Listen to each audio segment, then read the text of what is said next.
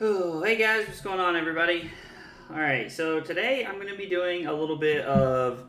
I'm going to be playing Blitz 5 because I'm interested to see what I feel like the deck should look like if you were going to be playing it at Worlds. Now, this is by no means like saying that this is the best list or anything like that. I pulled the first list I found off of February, or not February, but I pulled the first one that I found off of a FabDB, and I put it into a February list, and I'm going to be trying it today. I decided that I wanted to use like all of the equipment slots, so I wanted to make sure that I was utilizing my equipment as much as humanly possible. But I don't know, like 5 just seems like a good choice for Worlds, honestly. And I imagine there will be some people playing it. So I wanted to kind of take a look at it and see what I thought it should feel like, because it's a good deck, and I imagine it'll be a pretty popular choice at Worlds.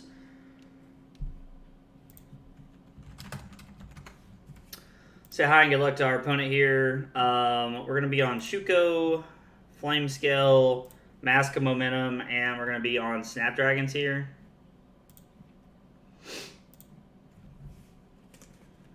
Well, probably going to do some blocking here. This isn't...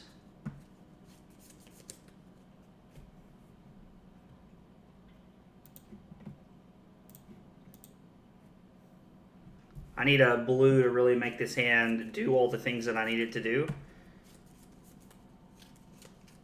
I mean, I guess I always have the option of playing Brand, then playing Rising Resentment, then playing Spreading Flames for 0. That just feels like not a great option. Like, I want to keep most of my hand here because my cards are pretty decent. Alright, so you're going to put Rising Resentment back in my hand. And I'm going to go to 10. Alrighty then.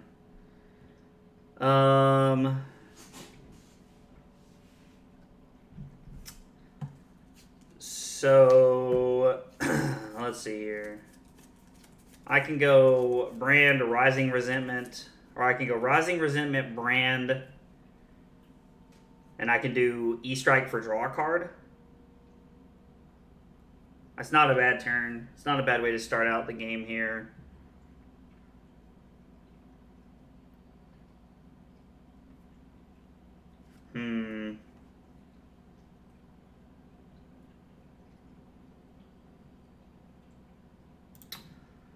Alright, let's go Rising Resentment for 3. I mean, I could start off with Spreading Flames here, but that feels not great.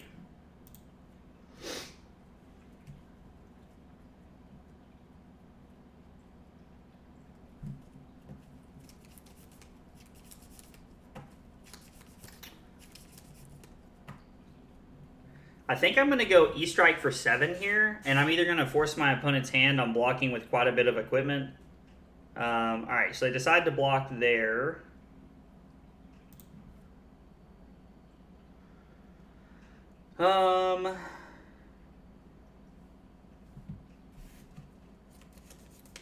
Like, I hate getting rid of both my Spreading Flames this early.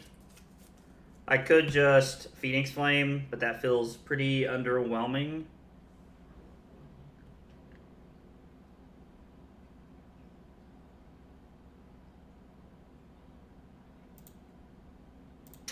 I'm going to put this on the bottom and draw a card.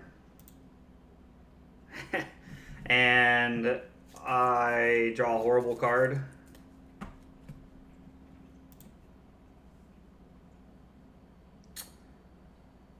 Yeah, I mean, I guess I could have snapped and then went Spreading Flames into Rising for 2 and tried to get more cards out of my opponent's hand, but that doesn't feel great.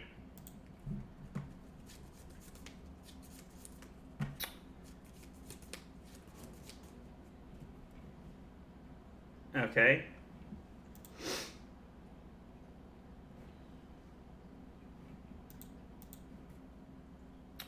Alright, so this one's going to come in for a truckload. Alright, what are we looking at here? Of course, I happened to draw my blue when I had to arsenal it. I mean, maybe when I drew a blue, I should have snapped there. But even then, like... So I have Ronin, Lava Vein, Blaze Headlong, Rising Resentment, Phoenix Flame. And then... I guess I could always try to blow my opponent out with a Razor if I wanted to.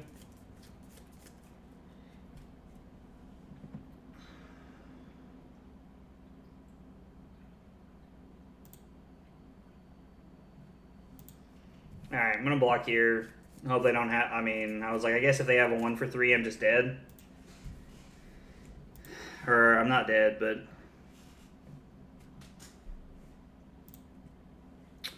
So I get to have a pretty decent turn here. Like, I hate that I have to start on... Like, that I had a blue in my arsenal. Obviously would have rather have had a red.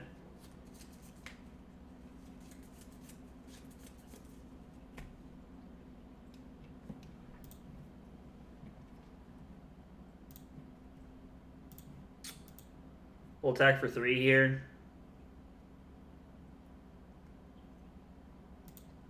They block with Nourishing Emptiness. We're going to go Ronin Renegade for 3. With all the equipment block that Kasai has, this does not feel like a good matchup, honestly. Like, at all. Like, at first I was thinking, oh, this might not be bad because we can just pressure our opponent a whole bunch, but I don't even think that's going to be the case.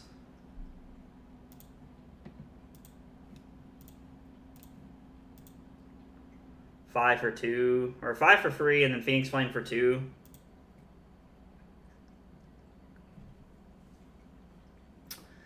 And then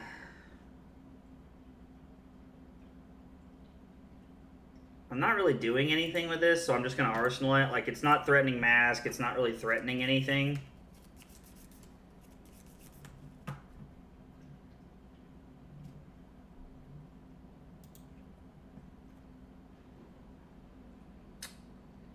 So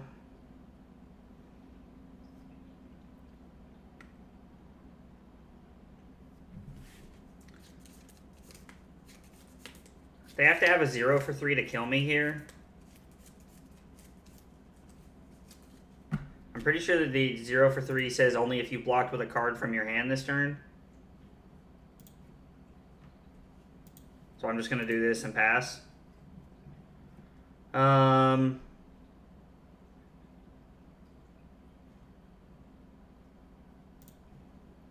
Let's go ahead and start with Inflame. Now, I don't get to return my Phoenix Flame here, but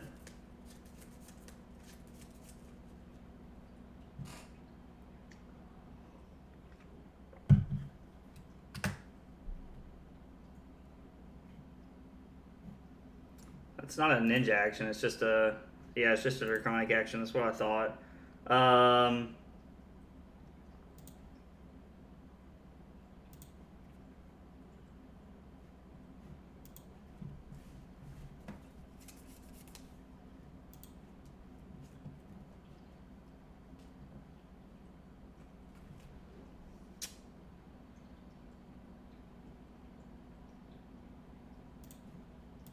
All right, so let's come in for 4.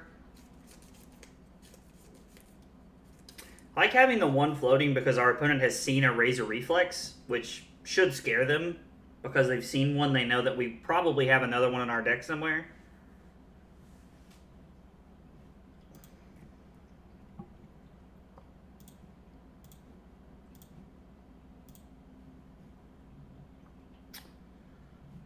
Yeah, I mean, I needed to play the Rising Resentment to be able to get value out of...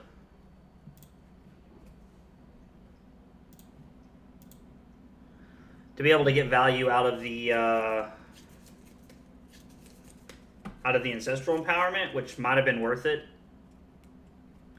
Someone with Temper, so they get to stay at 6. And then... gonna Arsenal Ancestral Empowerment.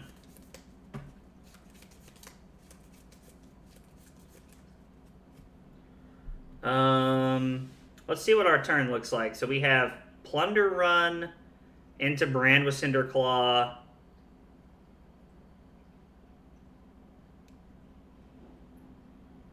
And then Plunder Run, Brand with Cinderclaw. I can play the Empowerment there if it makes sense. Then I can pitch Ronin Renegade to use Emberblade.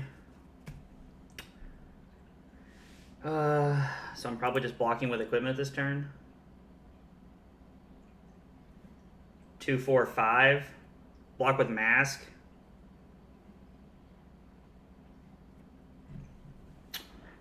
I mean...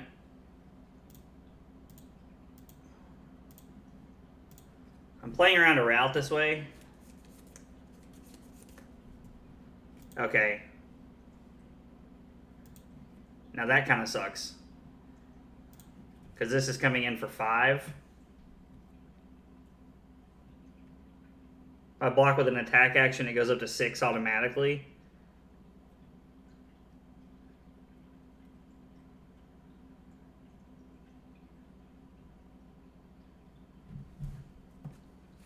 So I have to block with Plunder Run, Ronin Renegade, and Lava Burst here for 7.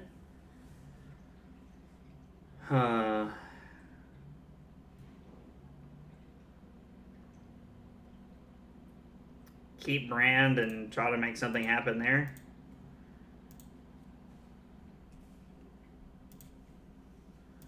Alright, this is not going well. Kasai does not feel like a good matchup. So we attack for 2. I'm going to Ancestral Empowerment this and hope to... I mean, honestly, kind of hope to hit a blue here, because if I have a blue, then I can Emberblade and Fi.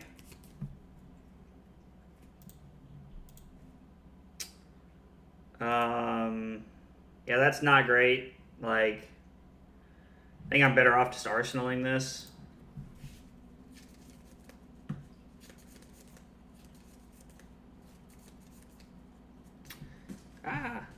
It gets +2 and go again. So the downfall of playing against Kasai versus like Dory is like Dory has to hit us to get go again unless they have a Twinning Blade.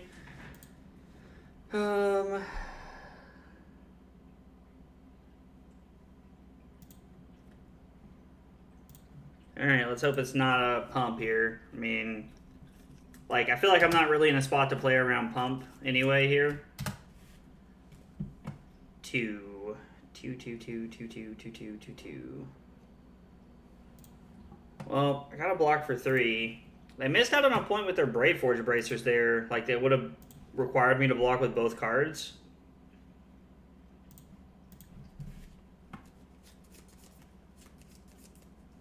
I mean, I guess the only good thing about us being down is that Skullcap's never going to block for more than 1. Silver lining and everything, I guess. Oh, man. My glasses are fogging up. I can't stand that kind of stuff when my glasses are just, like, fogging up constantly.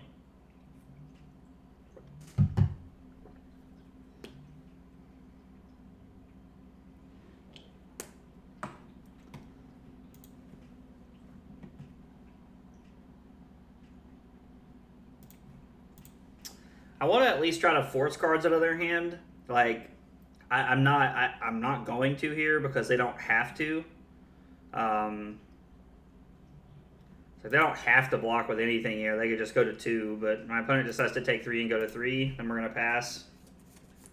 Wow, this is bad. I'm gonna pitch a Mounting Anger because I'd rather have a Mounting Anger coming back around, and I'm gonna banish the Ronin Renegade, I guess.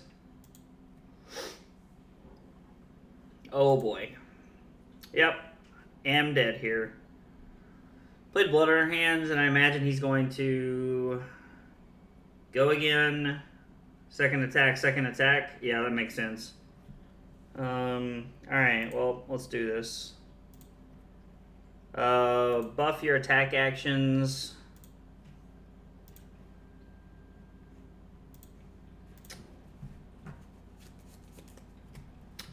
Well, alright, we'll block for 3 and probably die here if I had to guess. Yep.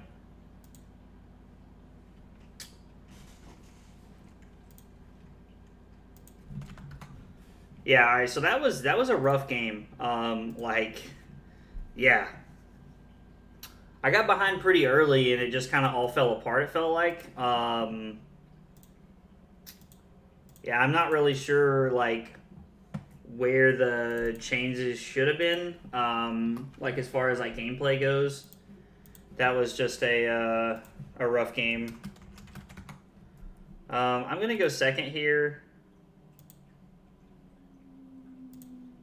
Mask, snaps. Oh, and then I can't change anything. Yeah, so it's mask, flame scale furnace, Shuko, and snaps.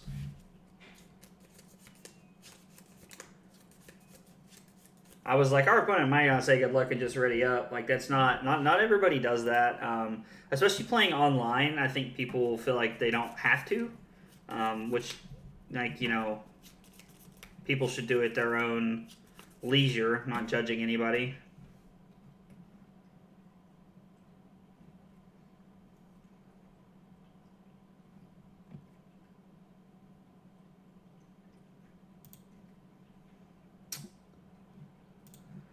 I'm just going to block with the Ronin Renegade, which might not be very smart considering they have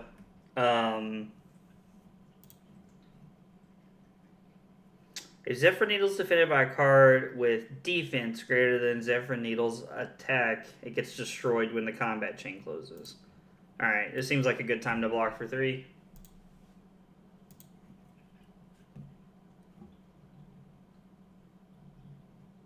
With defense greater. Yeah. So I was like, Zephyr Needle's actually a kind of cool card because, like, if there's not any, like, attack reactions happening,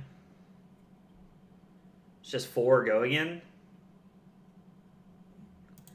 I'm just going to take 4 here. Like, I would rather block, like, a snatch or, I don't know, something of relevance here, and that just says 4 go again. I probably should have let the needle come through, honestly, is probably what should have happened.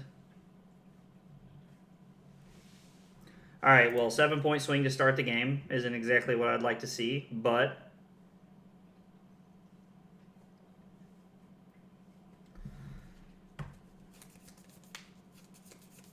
the odds of drawing another blue are not very likely, I feel like.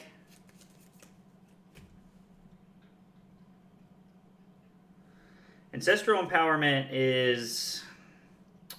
Okay, so I can start with the Blaze Headlong and then Razor it to give a go again, and then I can Ember Blade. But I'm having to pitch Rising Resentment to do that. And then I have nothing left over, which means if I'm going to Phoenix Flame, I'm going to pitch my Ancestral Empowerment. Or I get to start on Rising Resentment, play Ancestral Empowerment, and just kind of take a chance from there. Honestly, neither option feels great. I have guaranteed 10 if I start here, and I can Arsenal the Ancestral Empowerment. So I like this line better because it leaves me with the ability to either pressure Mask if they don't block, or it leaves me with an Arsenal Ancestral Empowerment.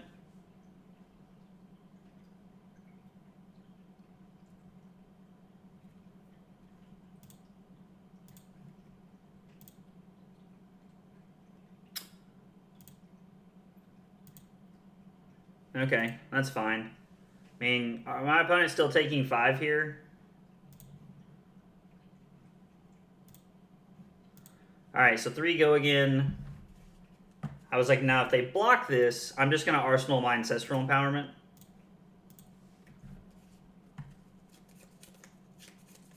This feels like a...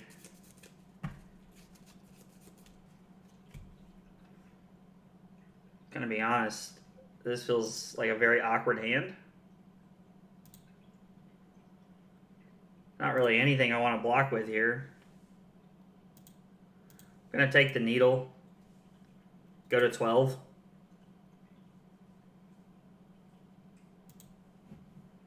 Fluster Kick. So I have to take a chance that they have a Razor or something here, but I think that's fine. My hand's pretty solid. I was like, if they have a Razor or something, like, then oh well.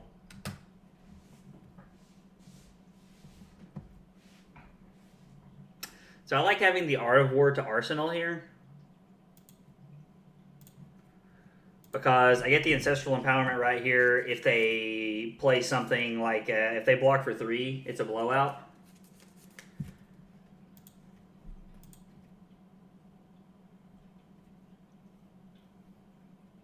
Draw Brand with Cinderclaw. Okay, that feels pretty good. We're going to come in for 3. Now we still get to Arsenal the Art of War here, which is really solid. I'm going to attack for 4 because this is Mask and it's a breakpoint. Probably have the Flick Flack. Yeah, I was like, it feels like they have the Flick Flack here.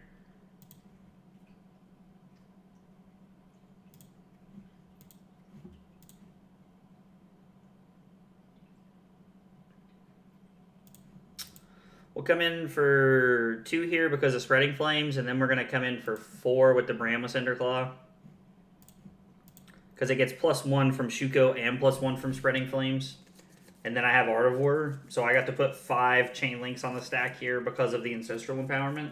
It's actually a pretty decent turn.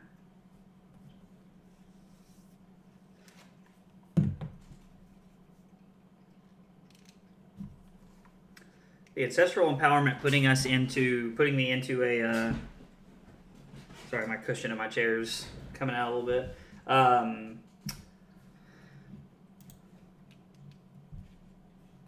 The Ancestral Empowerment putting us into a playable card was really solid. So this is a great hand, honestly, because, well, I hope I don't have to block here to stop Mask, but I probably will. If I do, I'm probably just going to block with Shuko and Flamescale Furnace, or if I have to block with multiple things, I'll probably throw the... Honestly, I'm not sure what I'll block with. We'll have to cross that bridge when we get there, because this hand's really good, but I need to keep all of my cards.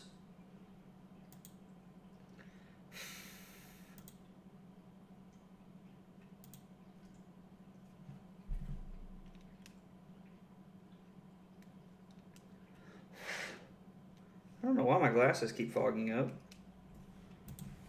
All right, so take 3.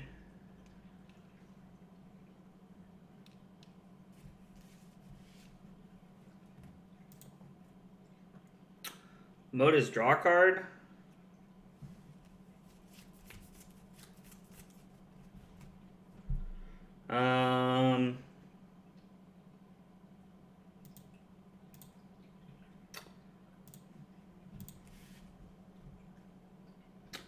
It's like I kind of like blocking for 5 here because like if I let that hit, they're just gonna snaps, which is like fine. I mean, not it's not good for me. Banish and draw. I'm gonna banish the Ronin Renegade because Rising Resentment's just that, but better.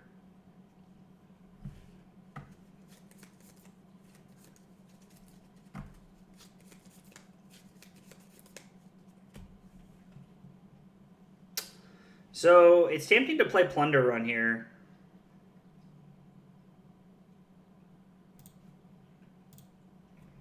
I think I'm going to hold on to the Plunder Run because that's a better choice here.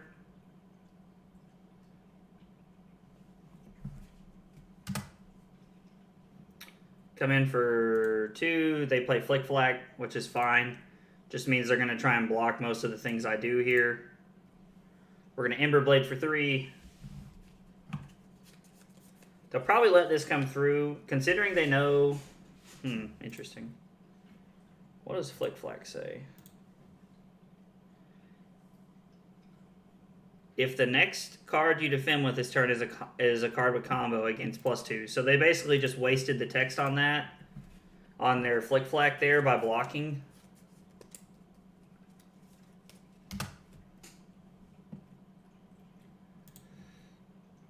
Okay. Alright, well they've had a very good defensive hand here. And the sad part for me is that Ninja plays very well off of like the 2 cards here. So I think it's going to be 8-8, and then they're going to have 2 cards. And then I'm going to Arsenal this Plunder Run, and that should give me a pretty aggressive turn here. I'm probably just going to block with the Razor Reflex. Like, whatever they do, I'm just going to block the Razor here.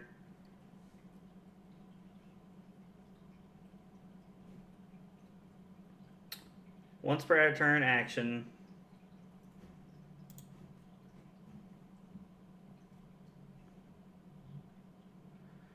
So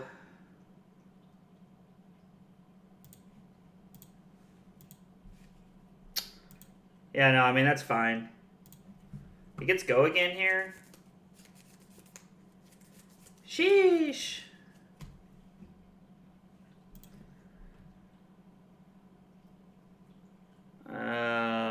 I must have missed something. Why is this for 7?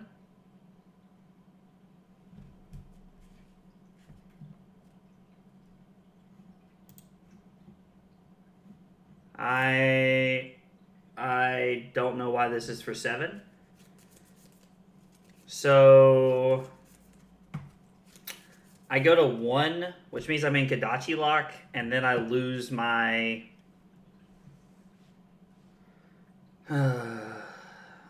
Plunder Run, or I have to throw my whole hand and my mask. Like, I don't have a single 3 block in my hand. I could throw my mask, take 5, go to 3, and then still have a pretty decent hand. I think that might be better, unfortunately. I truly have no idea why that was for 7. That just doesn't make any sense to me.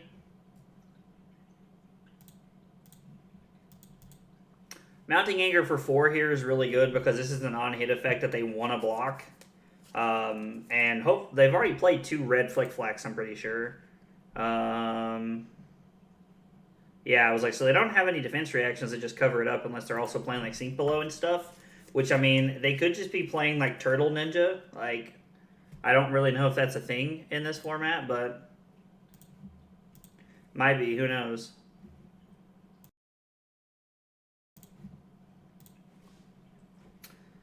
They take 3. I'm going to come in for 3 more here.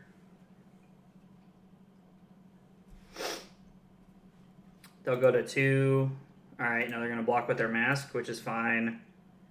There's only 1 Phoenix Flame.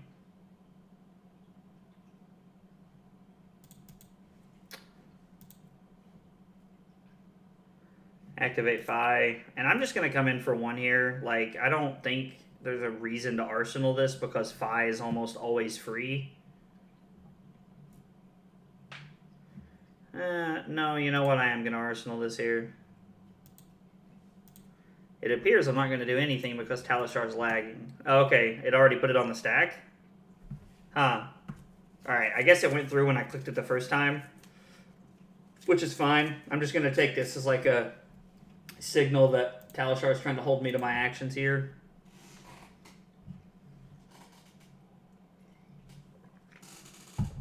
I don't think there's a big chance of it mattering.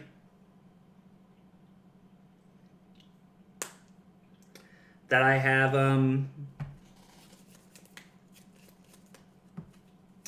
yeah, I don't think there's a big chance that it matters that I have, whether I have an Arsenal Phoenix Flame or not. More than likely, I'm just going to be able to play my Phoenix Flame regardless. So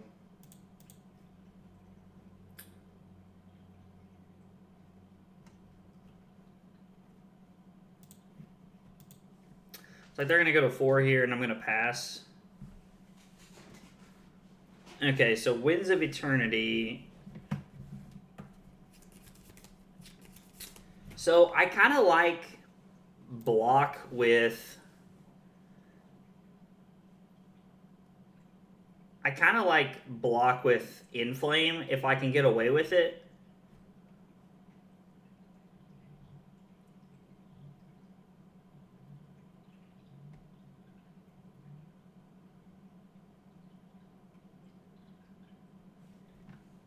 But I don't think I'm going to be able to.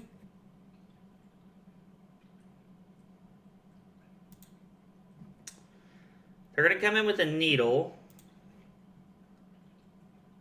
Why is Zephyr Needle getting a plus? I know there's some text on here that it's obviously not letting me read. Or no, your second attack gets +1. So that's why the Command and Conquer was for 7.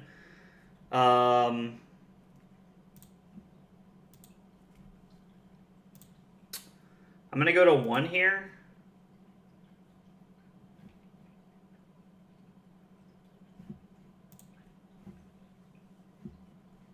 I mean, yeah, this is not great because I'm forced to block with 2 cards here. I really wanted to be able to keep 2 cards so that I could E-Strike for 7.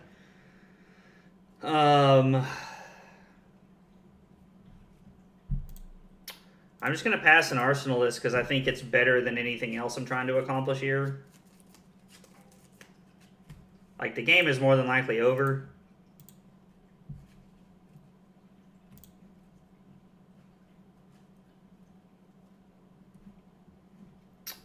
Yep, I'm going to block with Lava Burst.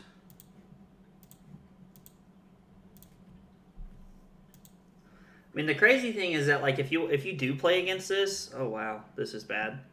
So I'm going to block for 5 and hope they can't pump it. But, I mean, like, even if it's 2 reds, they can still pump it here. Yeah. Oh, wow, so it literally was 2 reds. Yep, that's unfortunate, but it is what it is. All right, well... It is possible that this build of the deck is just bad that I'm playing. I also could just be playing it wrong.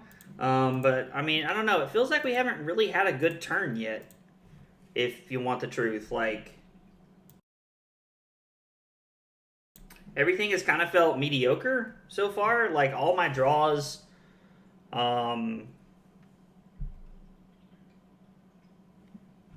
So, I wonder if Valda plays Command and Conquer. Because if Valda plays Command and Conquer, I'm going to check really quick because...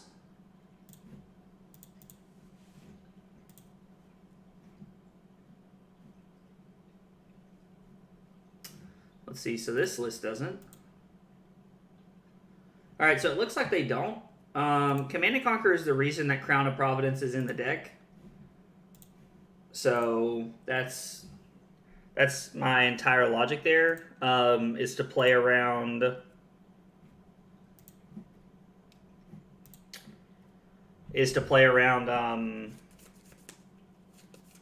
Command and Conquer so that I can take Mask of Momentum out and put Crown of Providence in, and it just basically because Pummel Command and Conquer is one of the scariest things in the game for Ninja, and so it just like it really like that like that's just like one of the worst things that Ninja can see, honestly, and so it's just better to have Crown of Providence in because I basically get to play around Command and Conquer. That and there wasn't an 11th slot I wanted, so that's just what I ended up with. Like, I know that Valdo wants to go first to set up, but I'm really okay going second so that I can try to snag tempo here.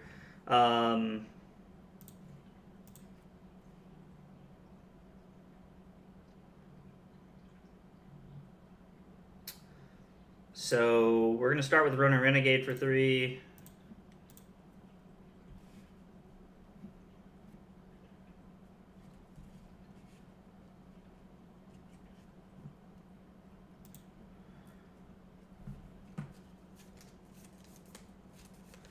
I don't think there's a way to just actively clear the chain for no reason in this game, so if there was, I would attempt to do that right here. Because I could, so what I could have done is I could have activated and got Phoenix Flame, and then I could have cleared the chain, and then I could have Phoenix Flame Lava Vein. And then I would have had 3 more. I would have presented 3 chain links twice, basically. So 3 on-hit Mask of Momentum. Now, they might just give me... Helm and Earthlore Bounty here.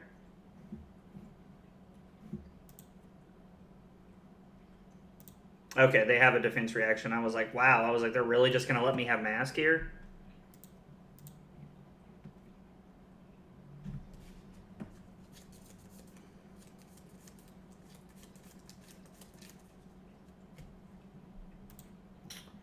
So it's for 5 draw card.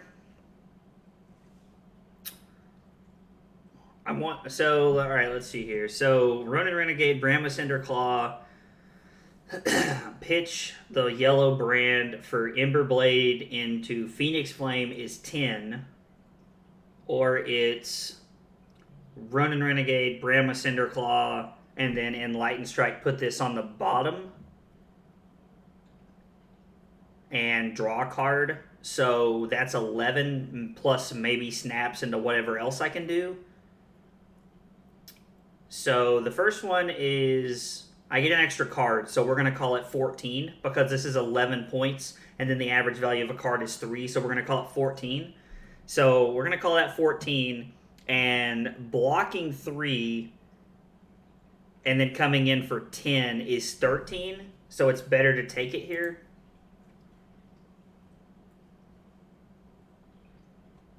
Statistically speaking, it is 1 point better for me to take the damage here. So I get to go Ronin Renegade.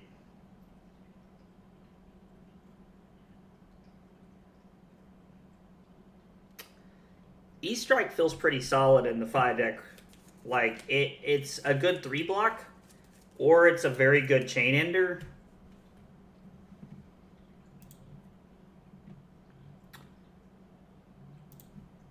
So we're going to come in with Brand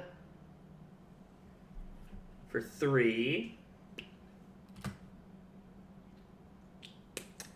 And then I'm going to go 5, put this on the bottom of the deck, draw a card.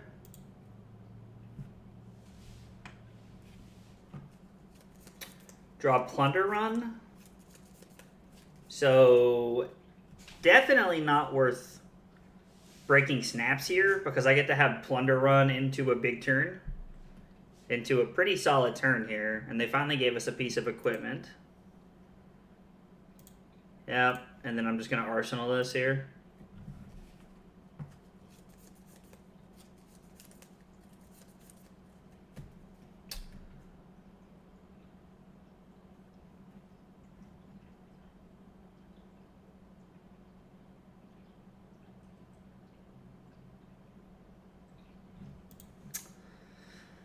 So I take 8, go to 7, and then I get to have... Does Plunder Run say whenever an attack action card you control hits, draw a card? It sure does. And then I get to have Rising Resentment for 6. Yeah, I think going to 7 here is worth it because I get to have Plunder Run. They're probably just going to put a counter on my Flame Scale Furnace. Yeah, I was like, that makes the most sense. What is Potion of Deja Vu? Potion of Luck. Shuffle your hand and arsenal into your deck, then draw that many cards. Alright, so they're just trying to trigger. So, Plunder Run. I get to come in for 6 here. And so, if they throw 2 cards, it's actually pretty nice because I can just Art of War by pitching the brand and +1 and draw 2 cards off banishing Rising Resentment. Now, I have at least enough to Emberblade from there, and we're kind of at the mercy of whatever we draw.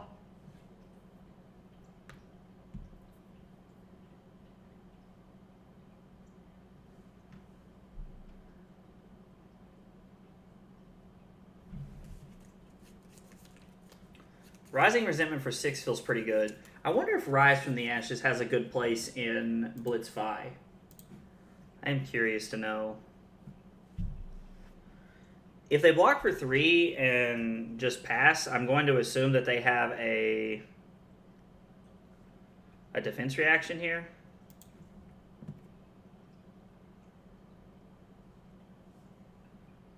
No. Interesting.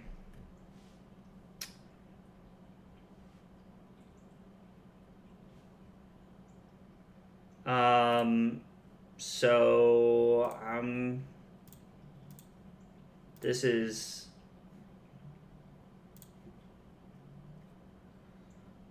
very interesting. It's a very bizarre turn. Surprised they let that hit. I'm gonna banish the Lava Vein Loyalty here.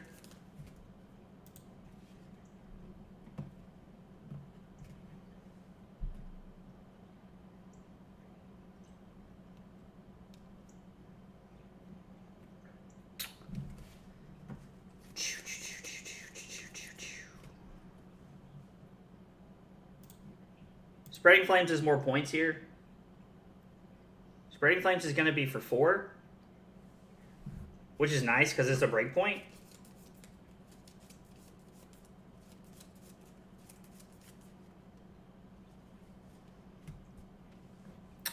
And they're going to give me the rest of their equipment here. I get to attack for 3 here, and then my Phoenix Flame is going to get to be for 1, 2, 3, 4 because of Shuko. So Rising Resentment is originally 1. It gets +1 from from Spreading Flames and from Art of War.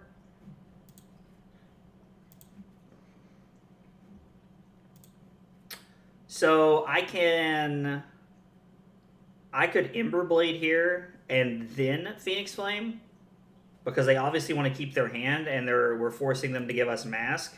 I kind of like that. Like, I know that, like, generally arsenaling the Plunder Run is a better option here, but, like, I really want to force more blocking from them. They're going to give us Mask here. God, please be something I can play.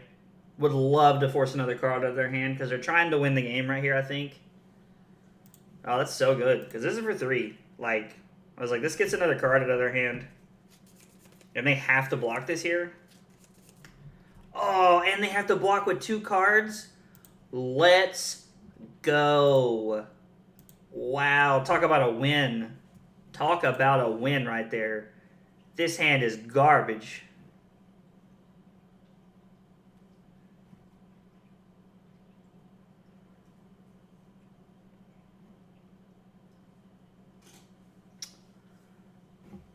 This hand is so bad. Like, this hand is just straight up so bad.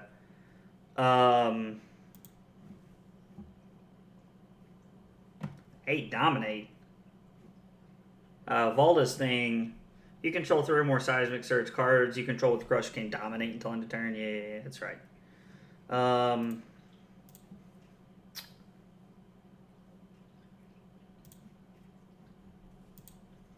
so I'm going to take 3 here. And then I'm going to play Blaze Headlong and just attempt to Razor them. Which, my gosh, would be so hilarious if it worked. This would be an epic way to win. Would be an epic way to win the game right here. If this ends up panning out. Because they're going to give us Earthlore Bounty and a card. And then if they don't have a defense reaction, they're just dead. Alright, well, Razor ends up winning us the game.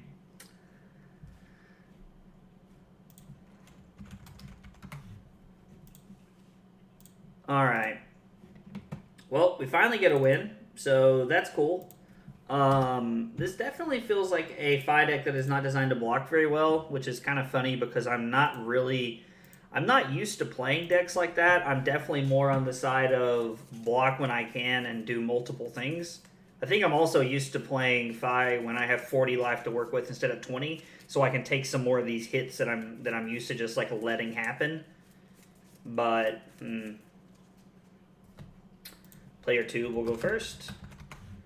Forget you can play Prism in this format. I mean, not that I like really forget it, but so we want Mask, Flamescale Furnace, Shuko, Snaps.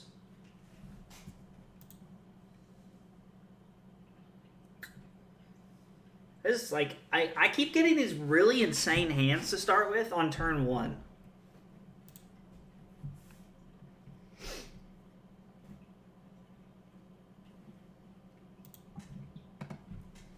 Alright, well, my opponent's just gonna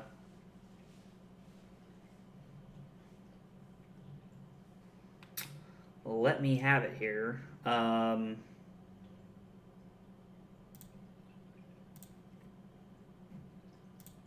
We'll attack our Prism opponent for 3 here. Oh, there's my shuffling cards.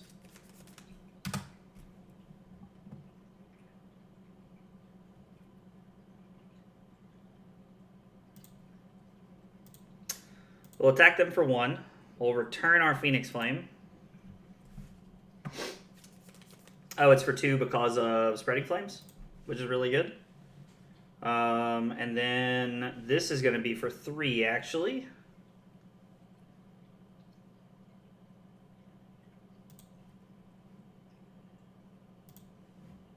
Three on hit, draw card. One of those moments you kind of miss playing Dromai, where you have a dragon that just kind of hit and kind of bully your opponent a little bit.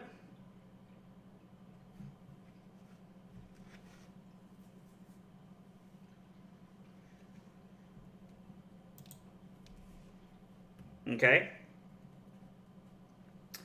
And then this is going to be a 1 for 4.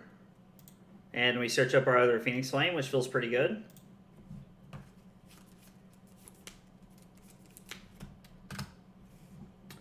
They block 2 just to save 2, I guess. And then Merciful Retribution is definitely one that we need to kill. So we're going to let that happen.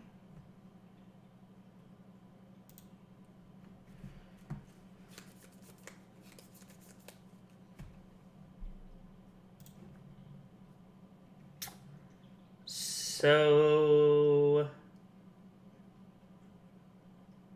I get Plunder Run, Lava Vein Loyalty, Ancestral Empowerment. I mean, yeah, like, I'm just going to take this here. I go to 12. They make a Spectral Shield. They'll hit us for 1 with the Spectral Shield, which is fine. I haven't played against Prism in a while, so it's definitely something to think about. And then they play Pierce Reality. Okay. So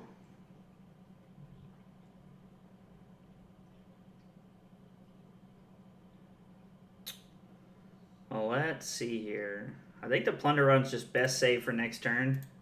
So we'll Lava Vein Loyalty at them.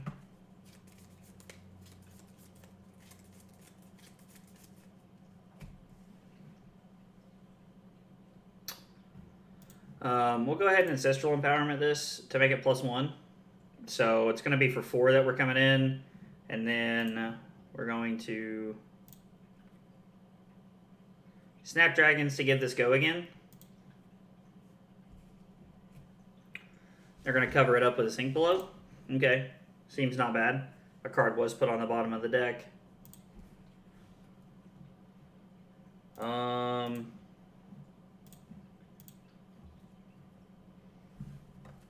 We'll attack them for 3 with the Emberblade here.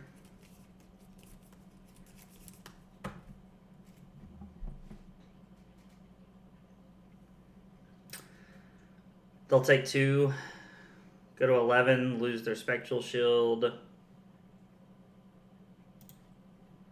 Going to Mounting Anger our opponent here.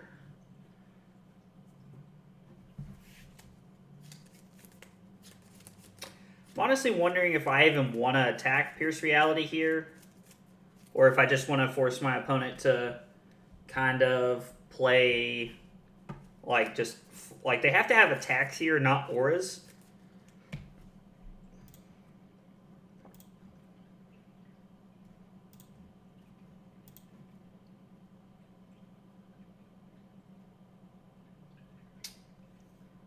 So if this goes through, we have on-hit Mask. Choose a card to banish. So I think this is worth attacking them for 2 because it's 2 on-hit Mask, which means they either give me a card or they're pitching a card to make the block happen. So we're either going to get a Mask or a card here regardless. And then we get to Arsenal the Plunder run. Surprised they decided they didn't block with Footsteps and Skullcap. We have no instants to activate. They're going to activate Prism at the end of the turn with their resources floating, which is fine. We saw that coming. Alright, so this is an insanely good turn. Now, they have nothing floating, so I'm not super worried about... They have 1 card in their soul. This is a really good turn.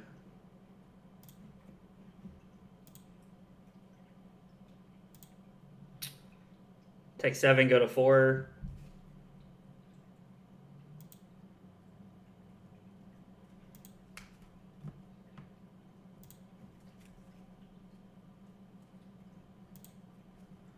Yep.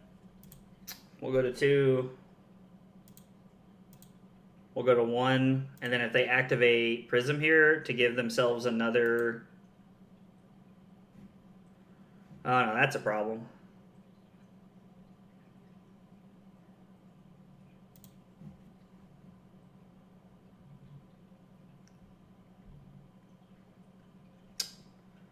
That is a problem indeed.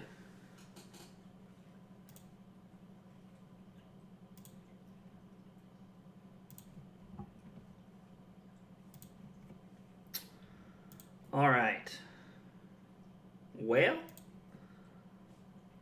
was hoping we were going to be able to get out of that and keep all of our cards here. Let's attack our opponent for 6 here, and if this hits, we draw a card. And if this doesn't hit, we draw a card on the next thing that hits. So we kind of... We have quite a bit of room to work with. Your Skullcap blocks for nothing because I'm at 1, Budro. Which is kind of why I also made the comment that I was surprised they didn't block last turn. I was like, there is no way they're about to go to 1. Now that actually makes a lot of sense. They Sink Below, they lose the Spectral Shields. If they flash in a Merciful Retribution right here, then get wrecked me. Just all there is to it. I don't think the AB is worth it in this matchup, in my opinion. Card was put on the bottom of the deck.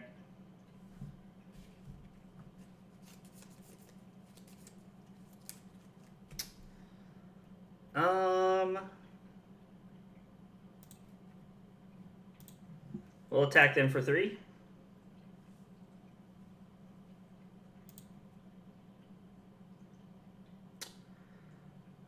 I'm stuck between using the Ember Blade or the Brand because I think Brand is actually better here because on hit we draw a card.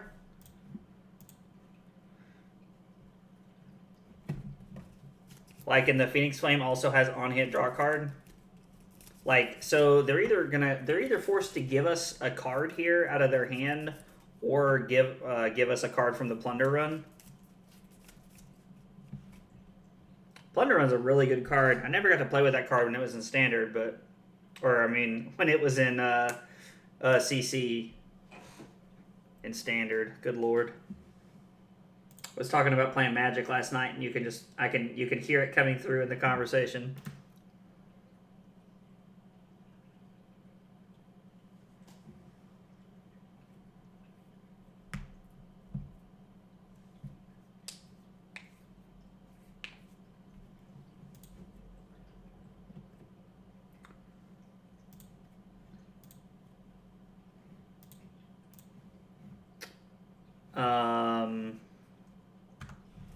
So is it better to Blaze Headlong them?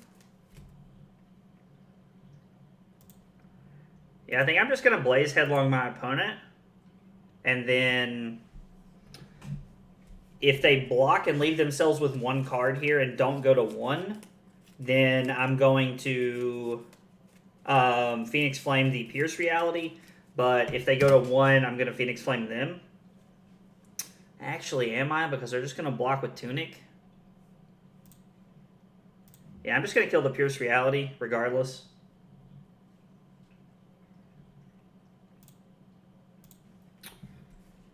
All right.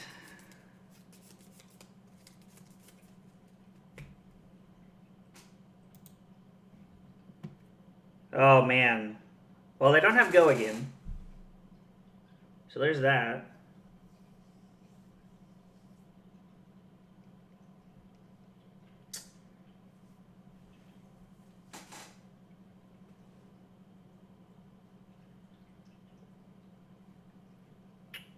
Three, 5, 7, and then Arsenal Artivore.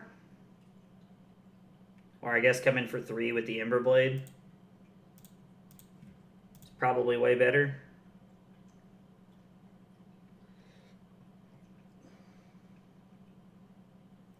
Yep, that's fine.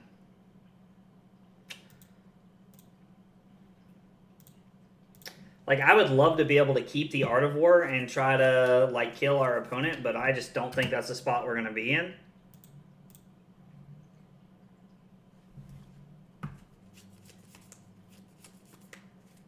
Sheesh. This is not looking good. Well, block 7. Like, that's a crazy thing, is like Prism only needs 1 card to like really apply a ton of pressure. We're gonna block 7 here, and then we're just dead to the Spectral Shield. Because when they attack, we can block the first one and then we die to the second one. Yep.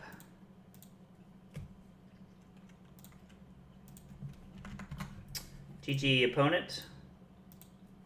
Alright, well. 1 and 3 is not exactly the start I was hoping for. I wonder what changes I can make to the list. Like, what might make it better, what might make it worse. Let's see. We'll hide this for a second. I mean, it could just, like, I don't know, like, Razor is cool, but hasn't felt very impressive to me, if you want the truth.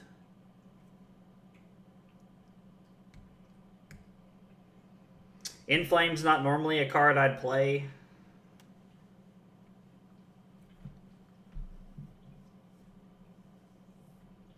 I'm also used to having, like, a good amount of defense reactions every time I play.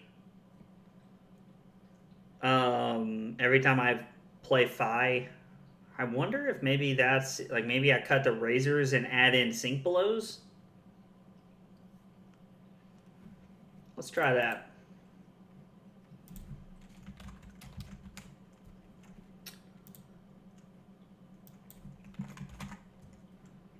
We'll go 0 and the Razor Reflex. Oh, that's not what I wanted.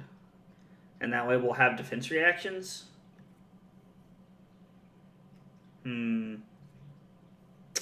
Like the one of Art of War is kind of spicy, and honestly I like it a little bit, but I also don't like it some. I don't know. It's kind of like a tough break. Let's try it like that and see what happens. Does it save the deck automatically, or do I have to save it? Okay, it saves it automatically, so this should auto update the list. Yeah, okay, so, okay. I'm just trying to make sure that I have the right understanding. All right, so we went 1 and 3 with Razors in the deck. Let's start over and let's see how we do now that we've changed it to Sink Belows. I'm actually kind of curious to know how the deck feels after we've swapped to Sink Belows. Sink Below is a really good card, and it has a lot of, I don't know, it just has a lot of value and advantage.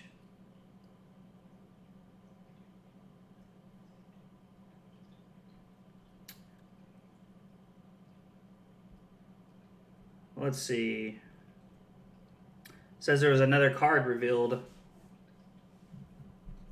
Gotta turn the brightness up on my phone. Payday, Assassin Action. 0 cost. If you've completed a contract this turn, create 4 silver tokens. So there's going to be contracts? The game continues to get more and more interesting. I honestly, it makes me wonder if that was DM Armada's card, because he was supposed to have a spoiler today, I'm pretty sure. Huh, interesting. Alright, so playing against Oldham, this is why I brought the Crown of Providence in, so I'm going to see if that works or not. And then the Sink Belows, honestly, will help against Oldham too, so we might be on a better path than I thought.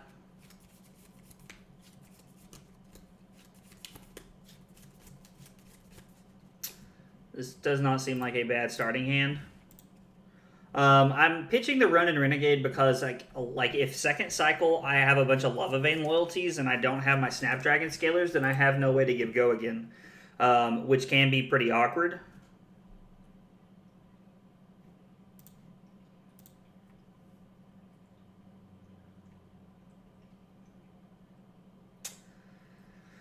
Okay. So we're going to go Lava Vein loyalty. I mean, I'm going to pay the 2. Like, I don't get to...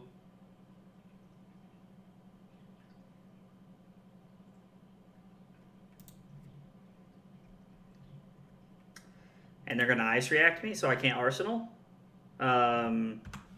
Sorry, opponent. When you go to do that, I'm going to act... Well, I guess it doesn't matter, does it? Because I still have to put it there. Yeah. Either way. And then I can't pay because we only got 2 chain links. So, yeah, all right, we'll pass.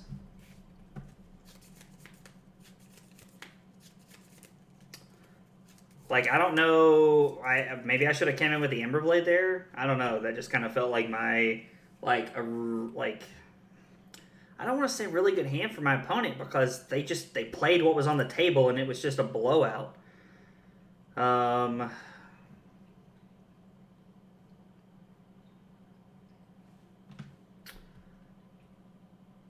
This hand does not feel great.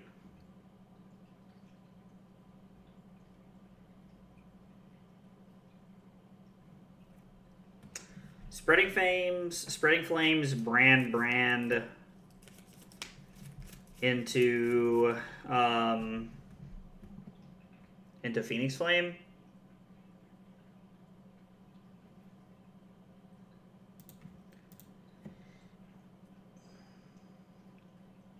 I'm going to throw a 2-block there. And a Frosty Hammer.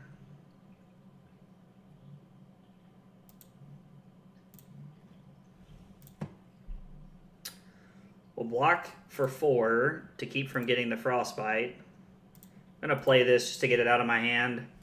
I mean, I guess I could get Ice Reacted here and it could just be a blowout. and I don't have the Spreading Flames to Arsenal.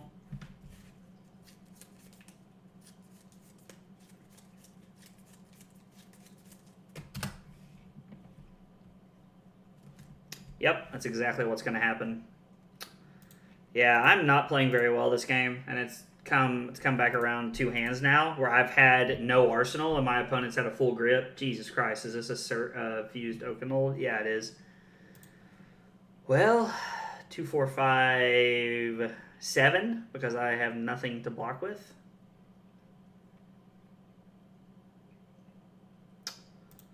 Let's block, take 7, go to 10. And I get to keep the Ronin Renegade here. Which, I mean, I guess I'm just going to Arsenal this. Like,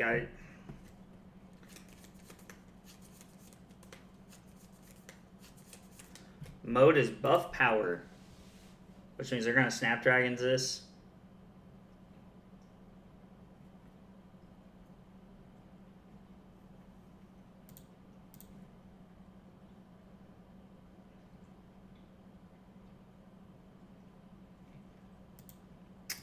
Let's just block 3 and go to 6, because then I can block Mounting Anger and Shuko on the hammer here, which is more than likely what's coming in, or just, I mean, I guess at least it's a vanilla 7. Nothing is revealed, so Ronin Renegade, Blade, Blaze Headlong. Like, I can try to make something happen here.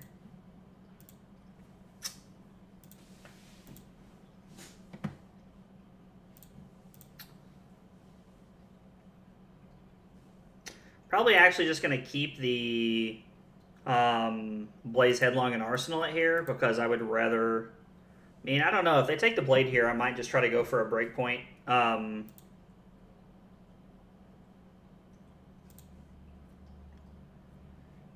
Like, they can just throw 2 pieces of equipment at it. Like, I could try to pressure Mask here, but it just does not feel like the right play. Of course, it's 18-2. I don't really think anything's the right play here.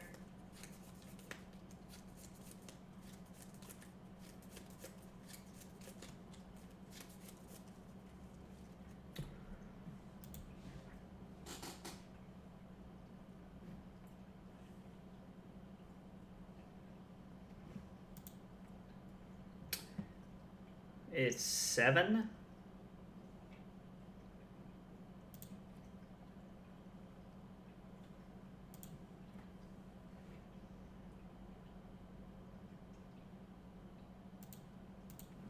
I mean, I have to play around the pummel here.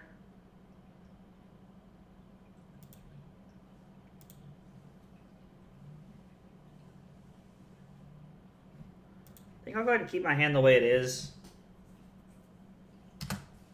Like, I'm definitely playing around the pummel here. Now, it feels like they have a blue pummel because they didn't play anything. Yeah, so let's start on Mounting Anger.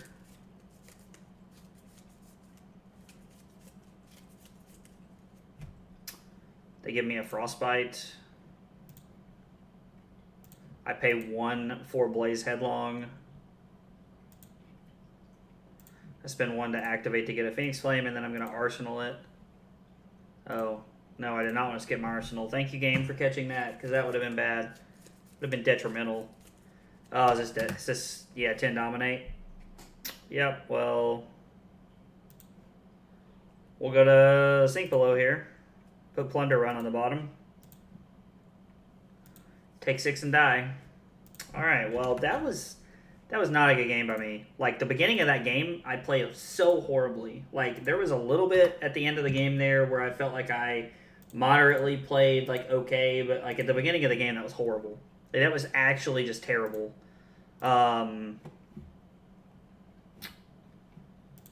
Let's see. I'm going to play a couple more games with a setup like this. But, honestly, I really don't like E-Strike. And I kind of want to pull up my list from FabDB and see what cards I was playing. Uprising seems like not a bad card.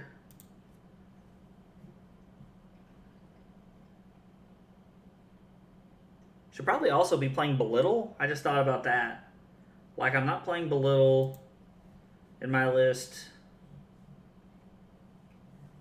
I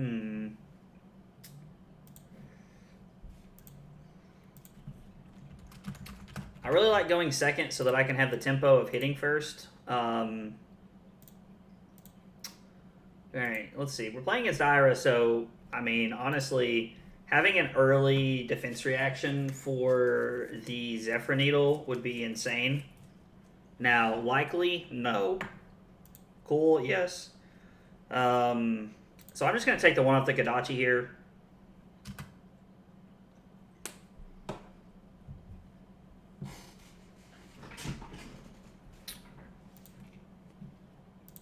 Gonna block for 3, cover up the needle completely.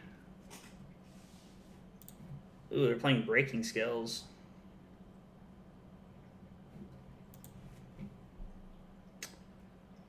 I'll just go ahead and block 5 here. Like, if they want to play snaps or something here on this is fine. Jeez, what are these hands?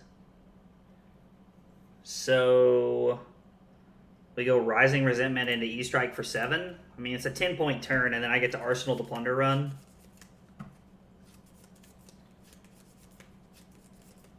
I'm going to put the Phoenix Flame on the bottom. No, I'm not going to banish anything. There's no point. Put this on the bottom, and we'll pick Buff Power. So we'll come in for 7.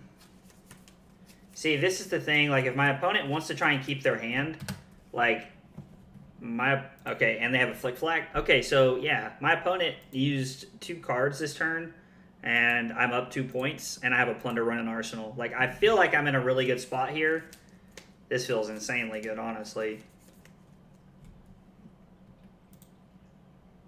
I'm going to let the Kodachi hit. I'm probably just going to let the Zephyr Needle hit here and just try to...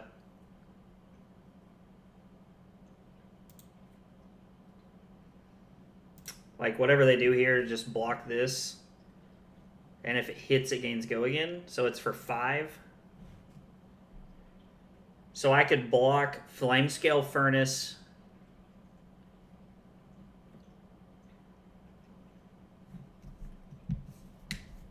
So block Flamescale Furnace, Ancestral Empowerment. Well, does this thing have combo? No, it doesn't. So, I mean, if that's an Ancestral Empowerment, it's a blowout, but I kind of like having the Ancestral Empowerment to try and get through a card.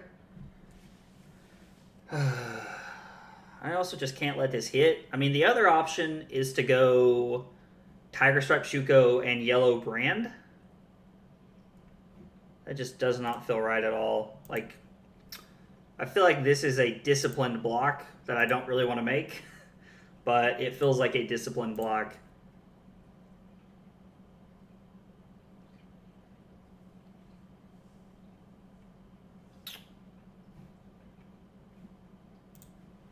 Yeah, I'm going to come in for 5. I think 5 and 3 is better than 6 and 2. 5 is a break point. Like it's break points regardless. All right, so there's their other red Flick Flag.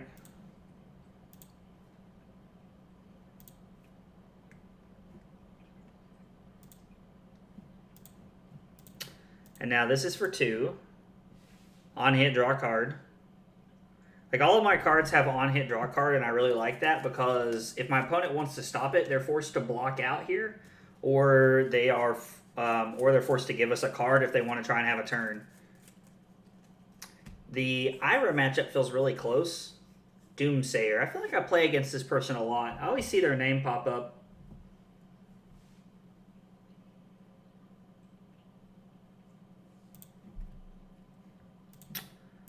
All right, now 3. On hit, draw a card. Like, and again, if they want to give me another card, that's fine. They blocked with Breaking Scales on the first chain so that they could use their Flick Flag. Flick Flag is also not going to get any value here, so... I mean, yep.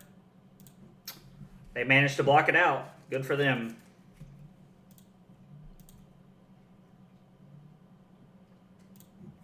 Oh, this is so much value right here.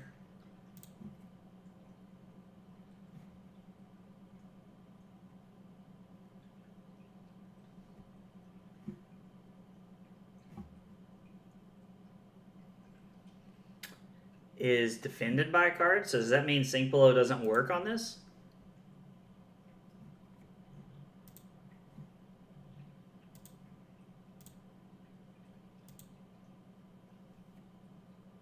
Okay, no. So it does work. Okay, I was like, man, am I crazy? I was like, I feel like this should work this way. We'll pitch Rising Resentment because it's technically just better than Ronin Renegade. Like, I virtually see them as the same card, but it is just technically better. So 3 go again. You know, honestly, part of me wonders if I should have Crown of Providence in for this matchup because I know that they're playing Command and Conquer. Now, this is for 2, and then Phoenix Flame's going to be for 3. Normally, I would say, like, maybe we should consider arsenaling the Phoenix Flame here, but we're missing out on a Spreading Flames point, and I just don't think that's worth. Plus, arsenaling is kind of scary.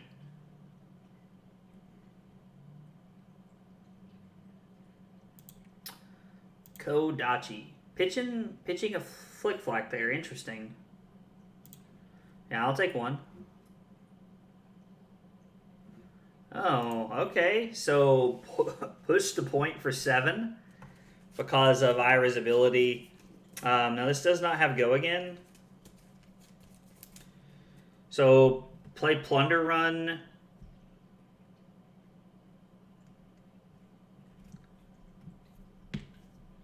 And then play Enlightenment Strike. No, that's just bad. That's just bad. So we... Man, there's not a good option here, is there? Play Enlightened Strike.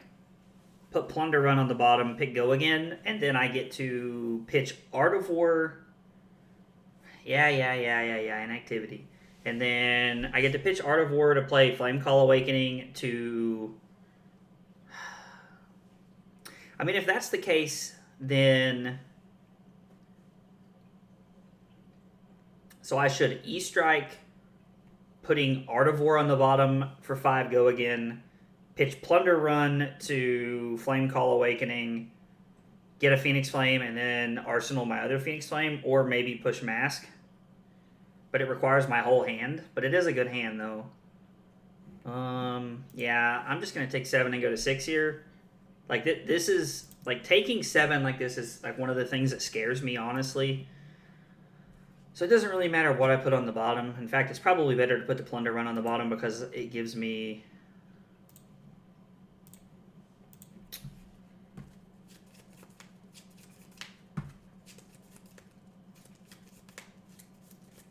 Yeah. Yep. Putting the Plunder Run on the bottom is technically better because I'm going to get to it faster and I want to see it again. Like, Plunder Run is a really good card. And honestly, one of those cards that I pretty much always try to set my turns up around if I can. Okay, so blue Flick Flag covers up 2, and then their next thing gets +2. And then I'm going to pitch this. Trigger the ability of Flame Call. Go get a Phoenix Flame.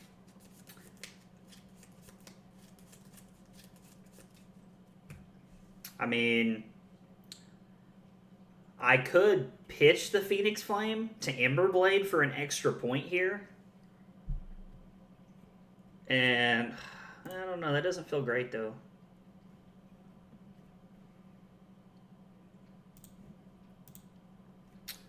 So I'm going to come in for 1, and then I'm just going to arsenal my other one because I don't see a reason to...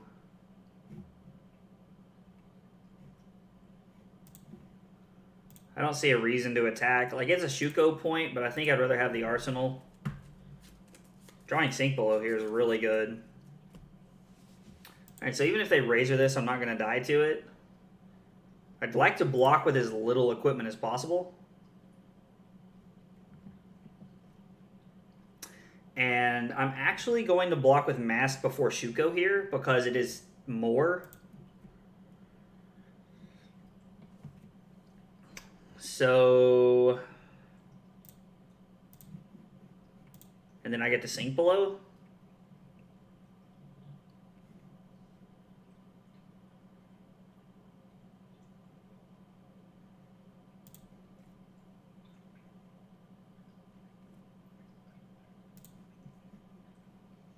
So I take 4. I can go to 1. It's a little scary, but we're still alive. Thankfully, we blew up the Zephyr early, or we'd be in a bad spot right here. All right, so we're gonna go run and renegade. I think we're gonna win this turn. Well, we might not win, but we're gonna get their whole hand. I think. Ember Blade for 3. So my logic behind blocking with Mask over Shuko there is that Shuko I know is an extra point this turn, and Mask is never gonna hit with the way the life total situation is. So.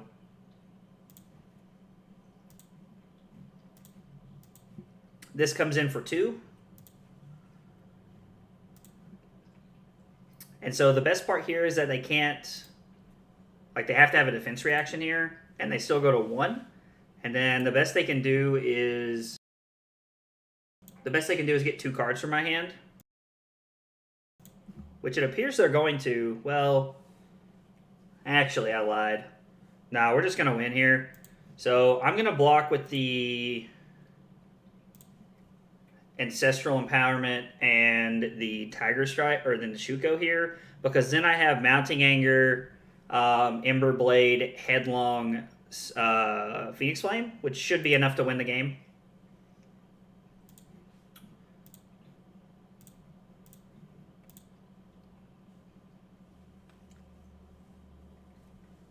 Like, this is really good because it's like we have multiple Breakpoint cards right here. Red Flying Kick is a card that I'd honestly like to try and play. Ooh, Sigil is interesting. Choose a card to banish. We're going to come in for 3 here. This requires a block. We're going to come in for 5 here because of the Mounting Anger. Oh, they're just dead here. It doesn't even matter. All right, well, we ended up winning that game against Ira, so I can't remember what the one game I won earlier was when I was playing before I changed the list. All right, let's see what this game is here. They're also playing Ira.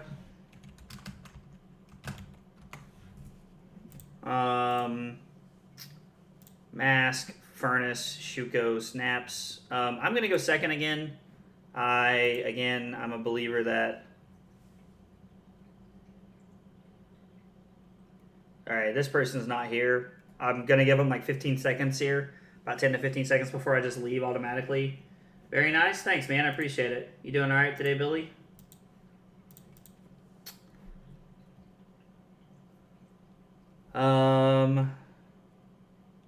Yeah, this person's just not here. So I'm gonna make a game here. Try to get a win here. I'd like to have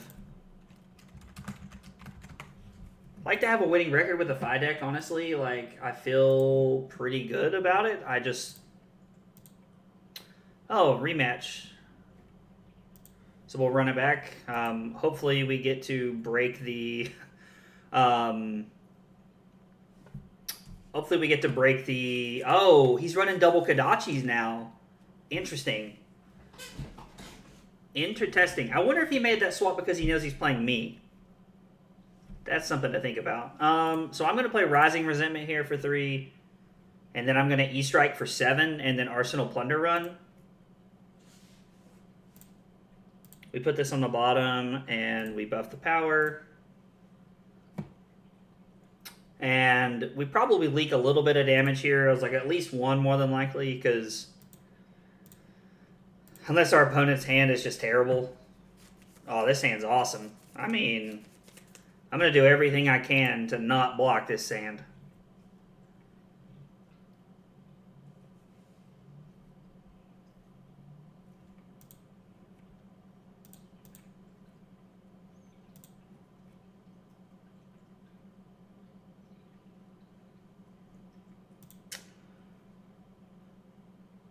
How do I make this work? So my initial reaction is that this hand was awesome. My opponent just passes after hitting me for 2. Weird. Trying to figure out the tired but okay. Didn't sleep much. I'm sorry to hear that, man. Yeah, I'm doing okay. I slept a little too much. I went to bed before 12 last night and slept till like 11:30, dude. It's like one of the first times I've slept in quite some time. So sorry to hear you didn't sleep well though. So we plunder run.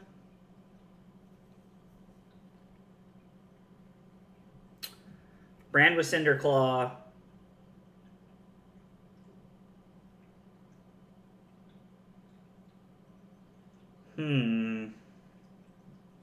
Honestly wondering if we just don't plunder run here. If we just brand.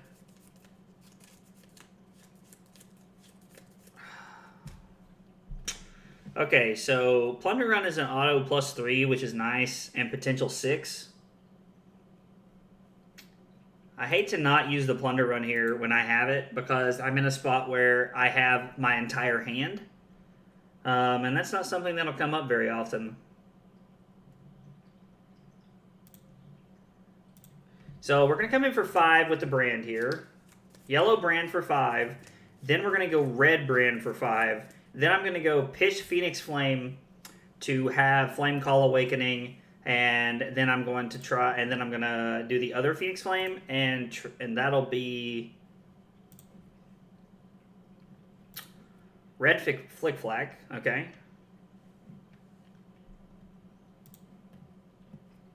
Alright, so that was for 5. So I want them to get as little value as possible out of their Flick Flack. And I could just come in for 1. Pitch the Flame Call Awakening to get my other Phoenix Flame. I don't know, that gives them more equipment blocking options, and I really don't want that.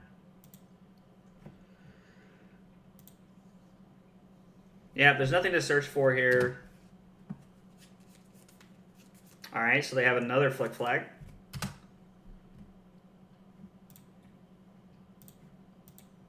Okay. I mean, they're either going to give us a card here. Is that both red Flick Flags? So be it. Like, if they want to give us both their red... Like, if I'm getting both the red Flick Flags this turn, fine with me. They're either going to have one card here, I was like, or they're going to give us a plunder run hit. Like, either way.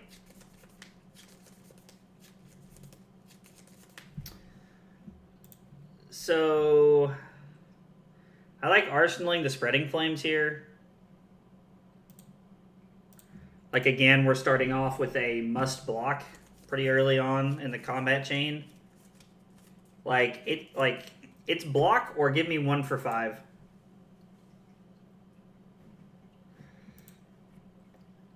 Is that what Ira does? Does Ira just try to, like, turtle up? We'll come in for 3 here with the Emberblade. They play another Flick Flack. They've drawn all their defensive cards very early on in the game. And then... It's like, I don't think I played anything that triggers Shuko, but I can't remember, honestly. And then I'm just going to Arsenal this and pass. I like having the Spreading Flames there. Let's see. Red, red, yellow, yellow, blue. Red, yellow, blue. Yeah, so there's a blue Flick Flack left in the deck, and that's it.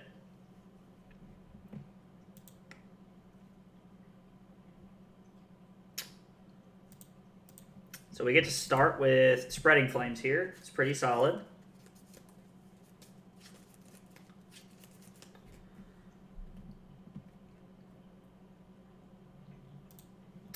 I'm going to play it regardless. Like, they might be playing Sink Belows and stuff, but I want the extra card here. We come in for 3. So ironically, I just made a mistake. Like, so I should have played Inflame. I play Inflame, return my Phoenix Flame, and then I get to Emberblade for an extra point here. Yeah. Yep, so this Phoenix Flame's for 3 because of Shuko, which is pretty nice. And then I get to have Lava Burst for 6. So the Ember Blade would have been for 4, so our opponent could not have blocked it cleanly like they did. Yeah. That was just a... That was just like, I didn't take enough time to think, and I made a very poor sequencing decision there.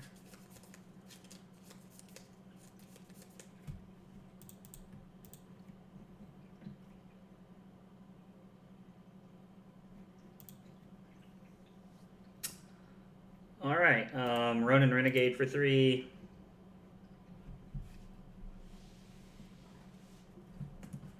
I'm dropping cards. Just soul reaping, not the end of the world. Let's go Ember Blade. I like the Ember Blade on the second chain link.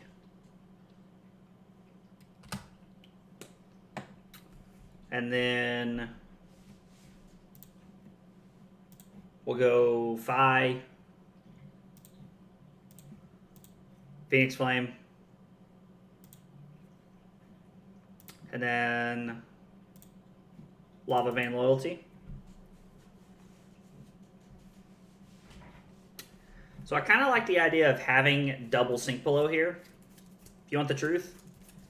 Like, the thought of having 2 Sink Belows in my hand, like 1 in Arsenal and then 1 in hand, actually, like, when we're up this much, makes me feel pretty good about my line of play. Because it basically lets me know that, like, because this 3-card hand is good. So, my 2 Sink, like, me having 3 cards that are good... Why? Interesting.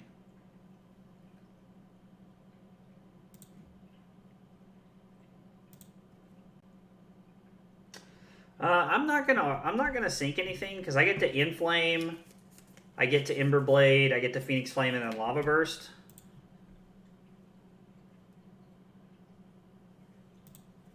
Yeah, I mean, I'll take 3 here. Like, that's fine.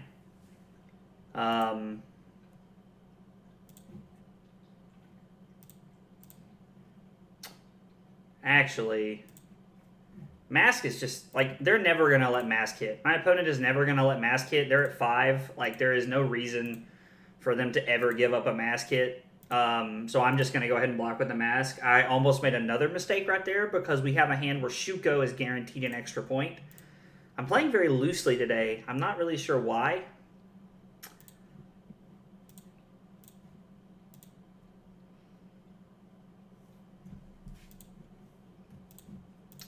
Like, I can just tell that I'm not playing very well today, and I'm curious to know why that is. So this is for 5, so they can throw a 3-block at it and go to 1 if they want to, or they can throw Mask and another card and still keep 2 cards. Like, this game has been me pushing tempo the entire game, and they're just not really having a chance to like push back. Like they're pushing back a little bit at a time, but so they gave me Mask and another card and still took 1. Like that's a complete win for me. This hand's really good because I'm going to take the Kodachi. The fact that they get the Kodachi for 2 on the second chain link is really good.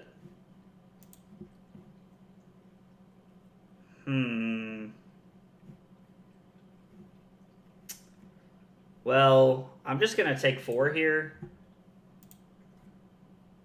I mean, I probably should have honestly just... Okay. I mean, I probably should have just taken 6 there instead of blocking.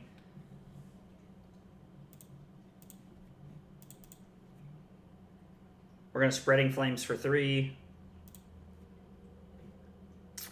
Going to Ember Blade for 3. I'm going to Brand for 3, and then I'm going to Phoenix Flame for 2. So the best part is that all of these cards are forcing cards from my opponent's hand because they are all they're all lethal. Like even my last card. If Life for Life hits, gain 1. When you play Life for Life, if you have less life than an opposing hero, it has Go Again. Interesting. It's kind of like Scar for a Scar with upside, I guess. Except it also costs 1. Yeah, I'm just going to arsenal my Art of War here.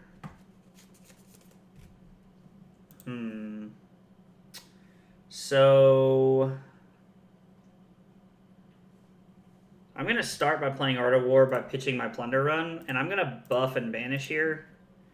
And I'm actually just going to banish my Mounting Anger, because while it is a very good card, while Mounting Anger is a very good card, it's also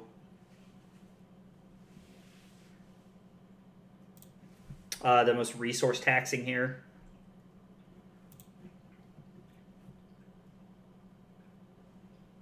I'm just going to go ahead and play it. We're going to get through a point. Wow. This hand's insane. Like, this hand is actually crazy. I moderately feel bad for my opponent, if you want the truth, of looking at this hand. So this is for 5, and it just kills my opponent. Like, and then I had 5 more. Well, we ended up getting Ira the second time around, too. So, I don't know. Like, I'm 2-1 with this list here. And it feels a lot better than the one with the Razors did. So, I'm also wondering if there's some changes that could be made to it as well. I'm not sure. I'm going to take about a 5-10 minute break here. And when I come back, I'll either be playing some more Blitz, or I might swap over and play...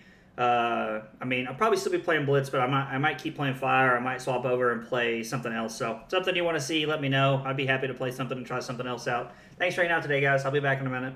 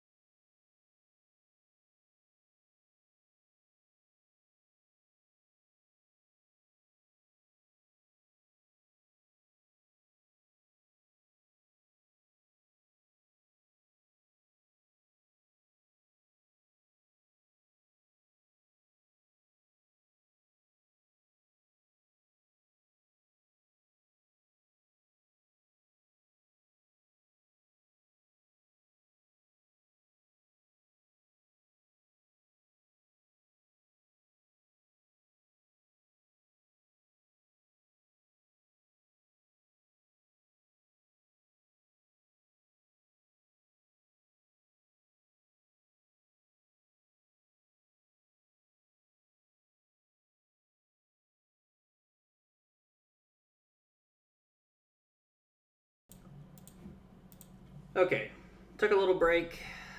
Let's see what to play. Let's look and see what there is to play. Spreading Flames. I'm also playing Wax On in my CC version. I wonder if Belittle will help. We cut Art of War. Wonder if Uprising is better than Ancestral Empowerment.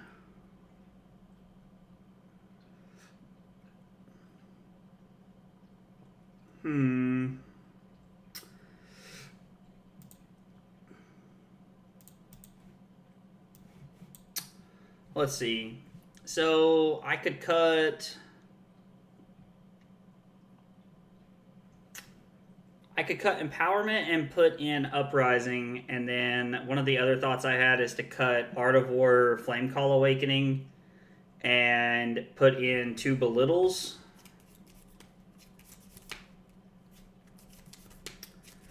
And then I cut a Phoenix Flame. I just replaced 2 of my blue cards. Like, I just replaced 2 of the... I'd probably just replace the 2 Bram with Cinder Claws with 2 Minnowisms.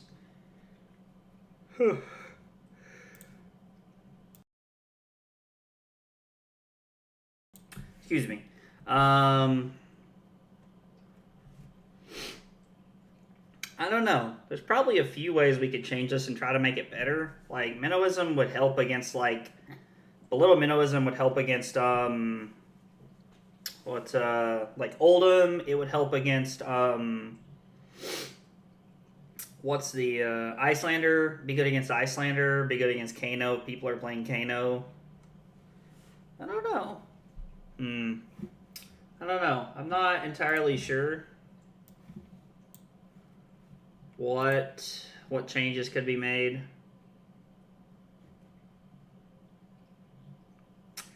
I could try Chane again and see if I can...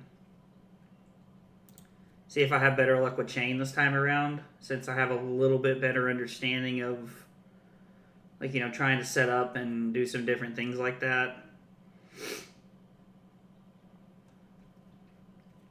Yeah, let's try that. Let's try running Chane again, and see what we can get going here. Comp Blitz. Let's see. Blitz Chane.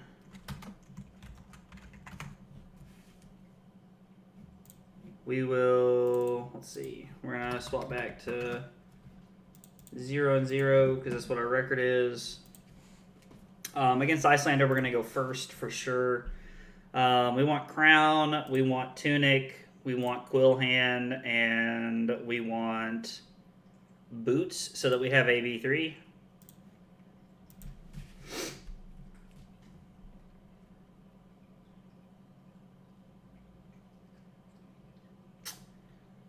So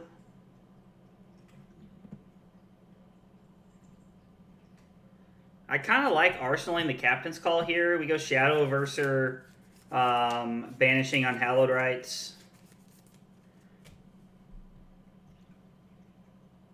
I mean, I can have a pretty aggressive turn and not really have an arsenal here. I guess I could arsenal the... because I need to be able to... Yeah, I have to play a non-attack action to be able to do that.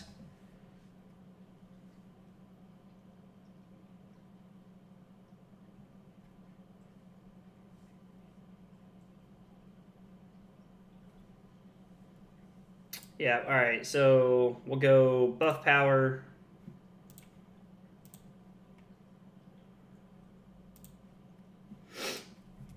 We'll banish Unhallowed Rites. We got 4 go again right here. Our opponent's probably, I was like, probably just going to block out here. I'm going to make a Shackle. I'm going to go Unhallowed Rites for 4. go again because of our shackle. And then I'm going to go 2 and 2. If they have a blue, they'll probably just pitch the blue. Interesting that they kept that card. It must be pretty good.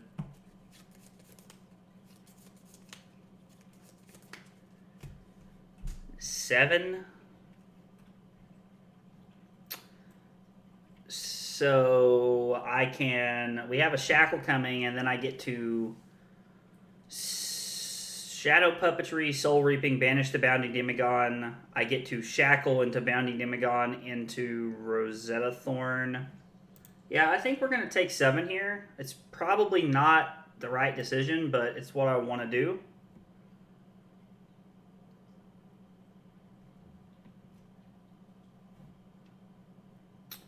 Okay.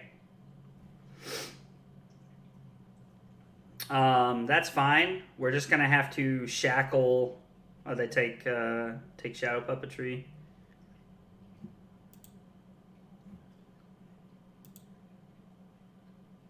Oh, they put Shadow Puppetry on top of our deck.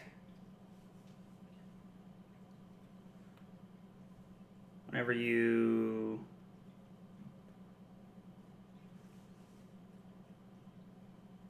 attack action cards, you have, so I could, all right, what are the lines here? I've not played a non-attack action, so I think I'm just going to make a shackle, banish, sting of sorcery, and then pitch this to Thorn. I think is the correct play here. I think that's our best line.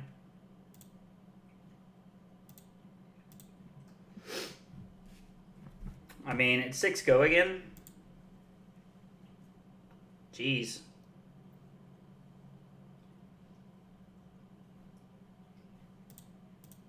And then I didn't play a non-attack action, unfortunately, so it's just 2.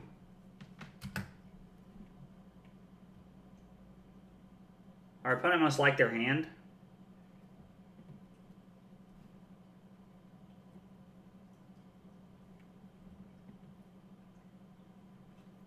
So, yeah, this is really bad.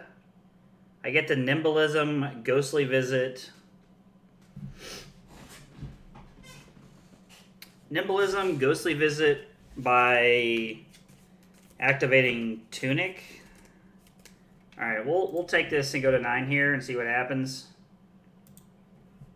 I don't want to go too low, but this is tough because I also don't have any equipment to block with. And you never know what your opponent's going to be playing as far as everything is concerned. Yeah,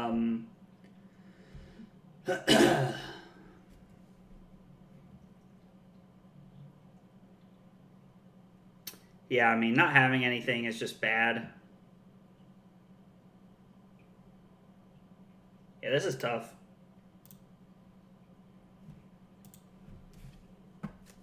I'm going to take 3, go to 6. Like, I think this all-red hand is probably going to kill me.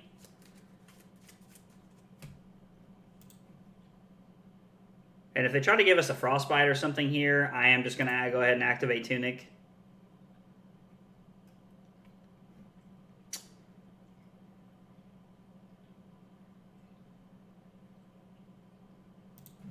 I'm going to go to 5.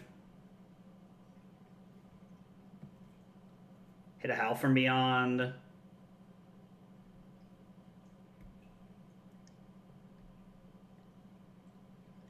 Last Soul Shackle's a Vexing Malice.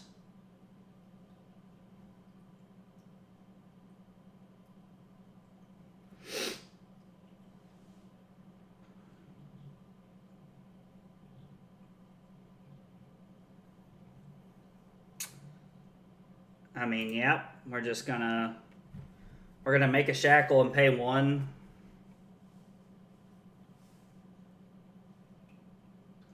And then I'm gonna Ghostly Visit for 4 with Go Again. Like, and I have nothing else I can do after this, and then I'm gonna go to 4. Like, it's weird because, like, in this matchup, I can't just block all of their attacks. I feel like I need to be throwing stuff back, but I don't know. Maybe Okay, Sink Below is pretty good. I mean, they could pitch a blue here to Waning Moon me and put me to 2. Or put me to 1, actually. I mean, because next turn, I'm going to have to pop the Quill hand and just try to get in there. Yep. So I'm going to go to 1.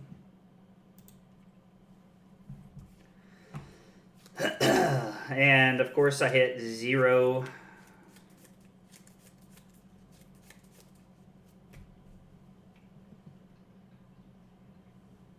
Is this going to be for 7? No, it's for a draw card.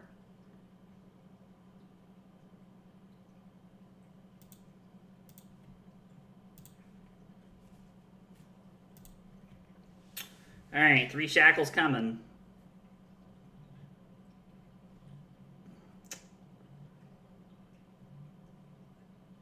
If they have a way to deal any more than 1 AB from their arsenal, then I'm in bad shape here. Did I seriously not hit at all?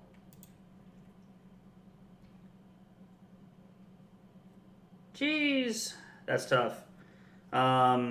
So I play Howl for Me on Unhallowed Rites, and then I have nothing.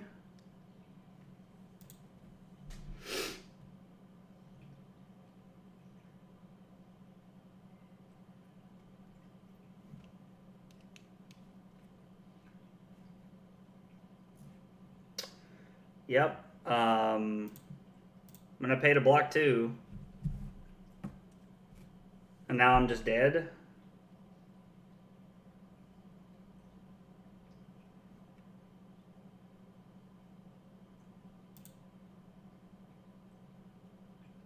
I can't even do that? Yeah, okay. I'm just going to pass because we're dead and there's nothing I can do about it.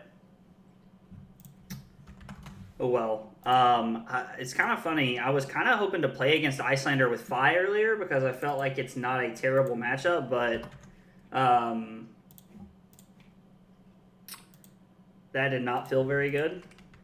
All right, I'm going to save this deck because I've been playing more Blitz lately, and so I'm going to save the Chane deck. It's one of my favorites, so I can have something to... I'd really just click on a quick deck as opposed to not. So, Crown of Providence, Carrion Husk,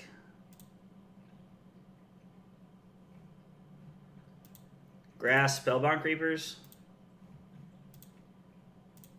I'm gonna go first. High good luck opponent. Yeah, I mean.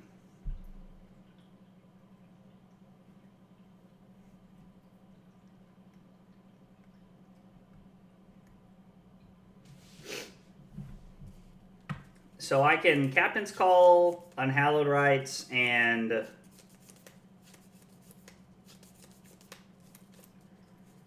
Revel? I don't know. That doesn't feel great. So I'm going to Shackle.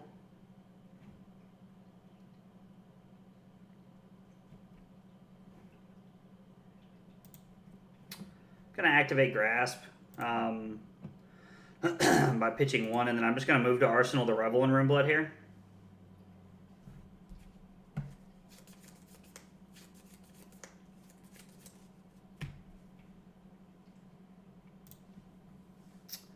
Yeah, I'm just gonna attack Parable here and just let your turn be negated. Like, so it's kind of funny because like if my opponent that I'm playing against like just came from playing Magic or something, I understand where their confusion's at because it's hard.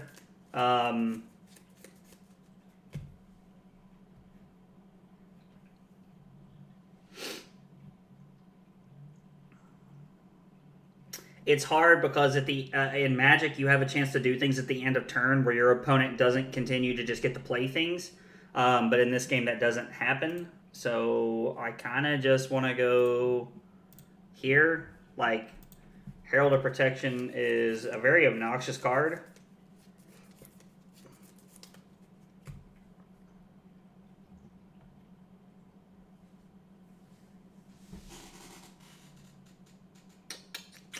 With cost 1 or less. Okay, so let's go Shadow. Banishing Bounty Demagon. And then I need 1, 2, 3 resources. So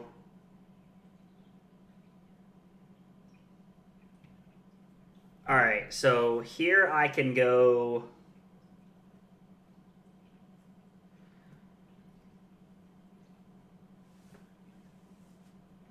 I can go Unhallowed Rites for 1, activate Spellbound Creepers, play Captain's Call, naming +2. Then I can Shackle Bounty Demigod for 6, and then I get to Rosetta Thorn. Yeah, okay. Yeah, because I need... I was like, my opponent doesn't understand how this works. Yeah, so... Yeah, blocking with Footsteps here is actually a very good move by my opponent very early on. So now I'm going to go on Hallowed Rites.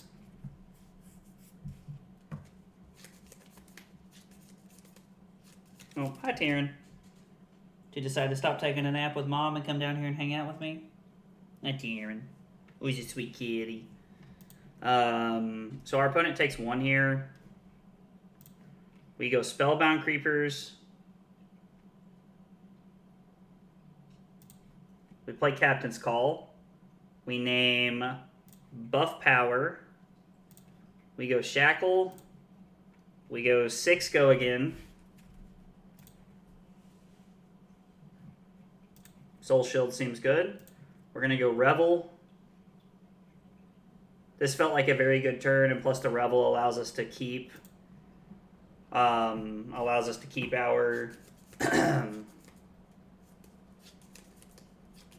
allows us to keep our Spellborn Creepers around. Meow. What you doing, sweet kitty?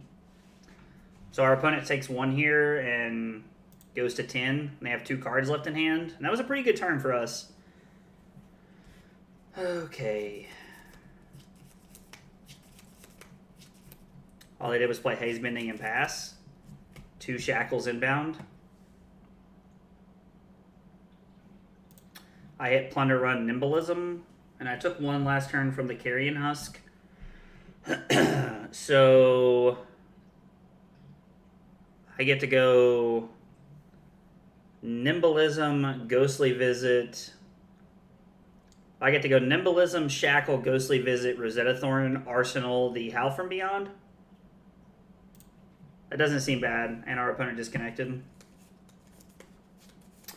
I mean, like, part of me wants to not kill the Rosetta Thorn, or not kill the Haze Bending because of how short the games are here, but at the same time, I don't know. Our opponent's obviously not trying to fatigue us, which I feel like is actually very doable in this format, because it was doable in... it was very doable in CC, so I think it's definitely doable here.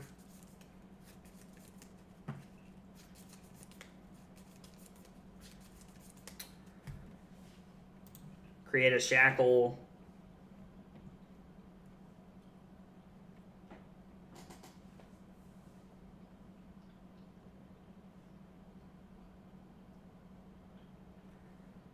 I get to Ghostly for 7. We're attacking our opponent here. 7 go again because of our Shackle. They blocked 5. They're probably crowned from their arsenal, if I had to guess. Yep, they take 2. And then I'm just going to attack them. I'm going to leave the Haze Bending alone and see what happens. I don't know if it's a good decision or a bad decision, but... So the fact that they have no AB, so... We get to keep our Spellbound Creepers. We're going to Arsenal our Howl from Beyond, and hopefully some of our Shackles hit a little bit here. It's like, it'd be awesome to draw our Command and Conquer as a bust here, but I think I'm also trying to live the dream.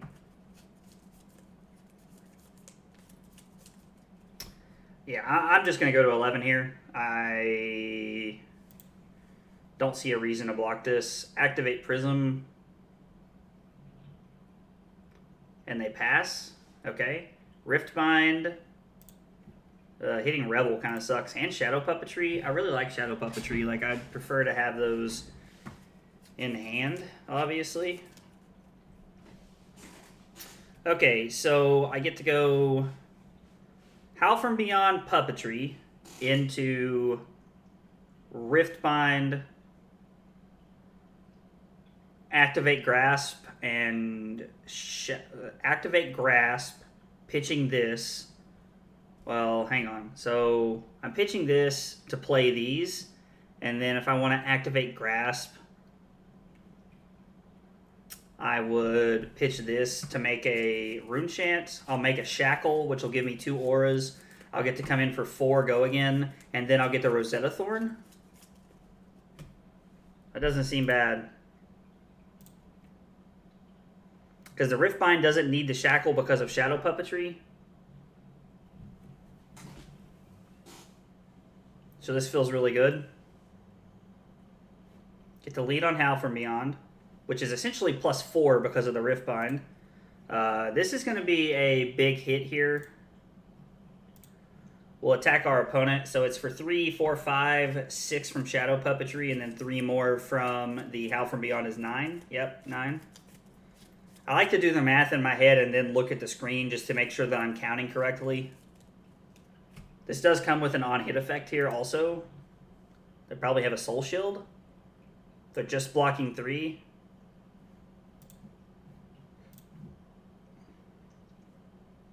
Yeah, this is a Soul Shield with an on-hit effect, or this is a 9-cost attack with an on-hit effect. No, you're just spending your resource on the Ironhide Gauntlet here. I'm just going to block 5, take 4. Take 3. No, sink below. Okay, this makes sense. So our opponent covers it up very well.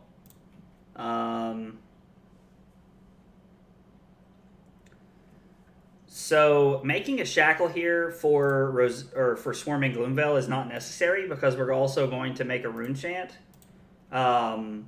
So we would have go again, but this is an extra point for us to attack them with, and then we have the Rosetta Thorn afterwards.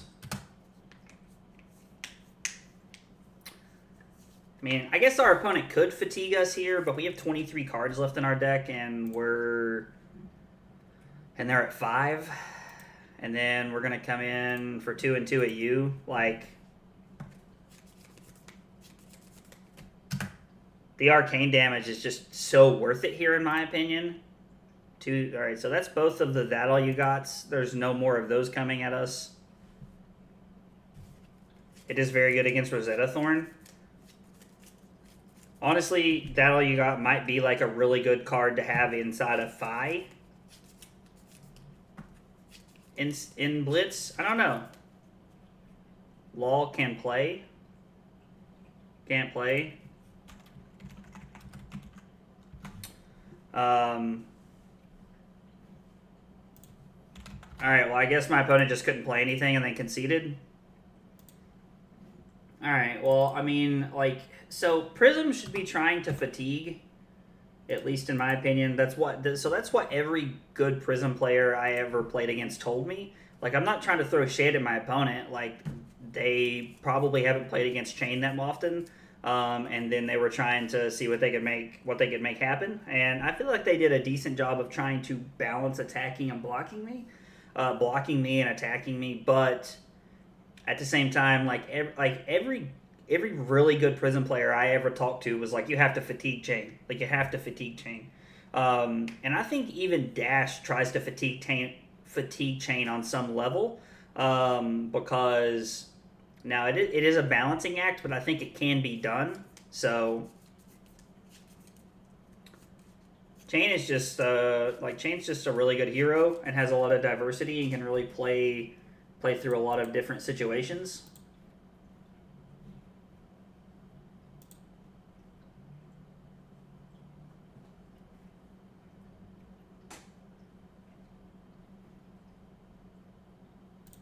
Alright, I don't know how the Kano matchup's going to go,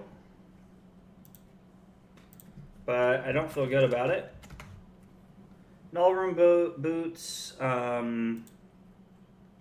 Quill Hand, Tunic, and Crown all seem good.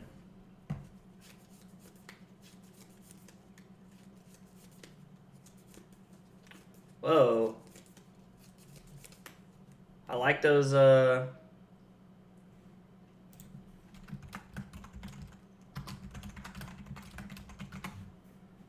like the, I like what my opponent's doing here with the card backs.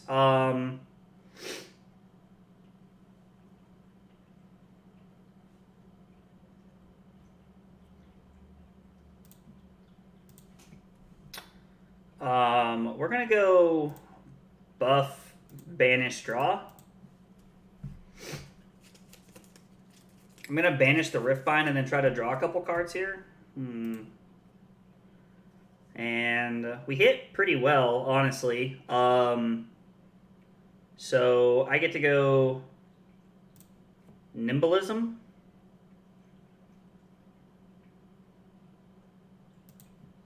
Shackle. Riftbind. For a pretty hefty amount here. Now I still have 2 to pitch if I need to the Kano effect here. What is this? Sap. Deal 1 arcane damage to target hero. Surge. If it deals more than 1 arcane damage to a hero, you may remove an energy counter from a permanent you control. I'm just going to take the 1 here. Now our opponent's going to pitch another blue to activate Kano again.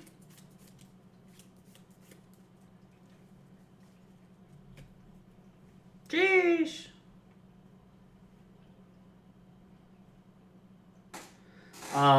So let's see.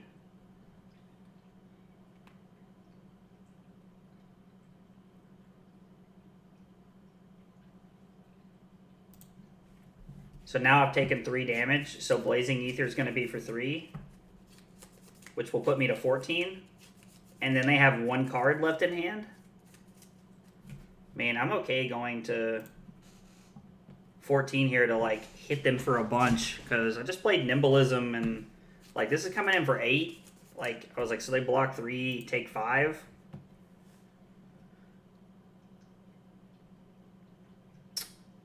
So if I break Vexing Quillhand here, that puts them to 8, and then 4 puts them to 4, and then Plunder Run Rosetta Thorn kills them. May not kill them, but it takes away their tunic. And then I still have AB2. Yeah, I mean, I'm taking the chance to kill them here. This is really good, because this is 4 go again with all modes. Or it's 5? Why is this 5?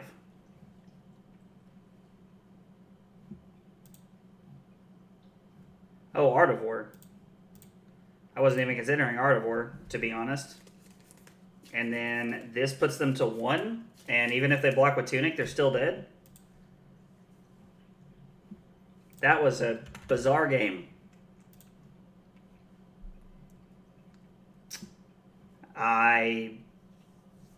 Game time, 3 minutes and 27 seconds. I'm going to snipping tool that.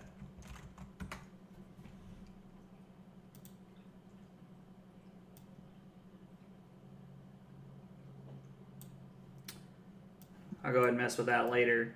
Yeah, that was interesting. All right, well, finished 2-1.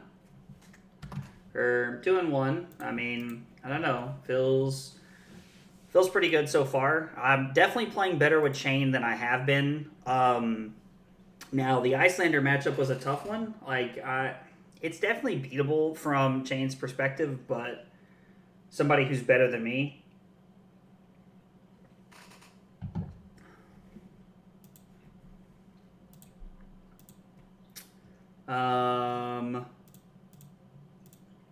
Pictures. I'm going to name this When You Play Against Kano.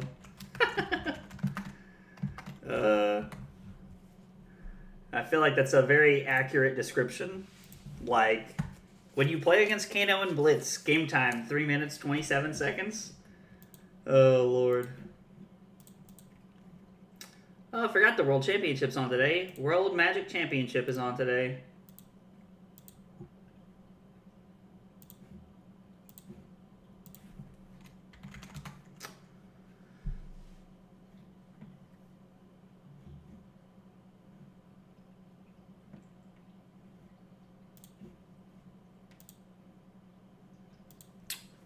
Well, we're waiting on our last game to come through here.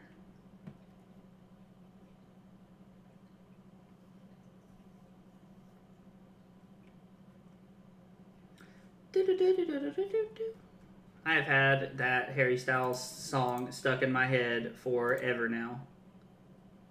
All right, here we go. Well, while we're waiting on somebody to join, I'm going to watch a little bit of Magic here.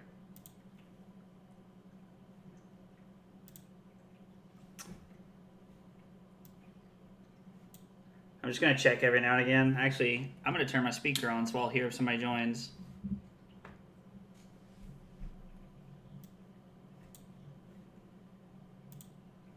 So World Championship is happening right now.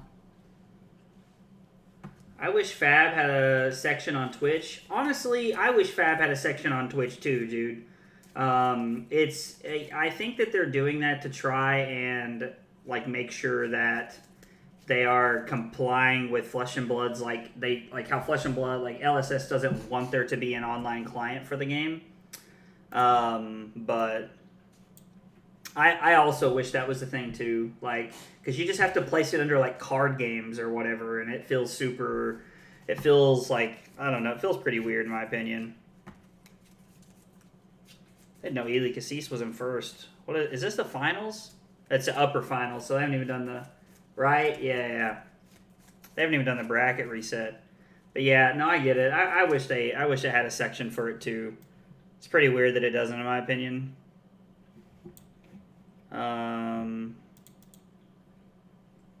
All right. Well, people are playing Blitz, it appears. They're just in a different lobby, so... All right, Magic's gone for now. Against 5. This should be interesting. So, I don't have any defense reactions. And, like, I don't know. This doesn't seem like a great matchup. We're definitely going to be on Crown of Providence, Carrion Husk, Grasp, and Spellbound Creepers. Like, Husk might not be right here, honestly. Like, Husk might be better sorted out as Ironweave because it does block a Phoenix Flame or something. But the first time they put, like, a Lava Burst or something on the stack, like, we're just able to basically, like, soak up the whole thing for free, and that feels really good. They're also playing Kodachis. Oh, Artivore. By pitching a Take the Tempo. They banish a Rising Resentment. Interesting. I kind of want to keep a Mauvrion Skies. Like, we have 3 blues in our hand, which means the chances of us drawing a blue next turn is not very high. And in my humble opinion, there's just not that many blues in the deck. How many blues am I running?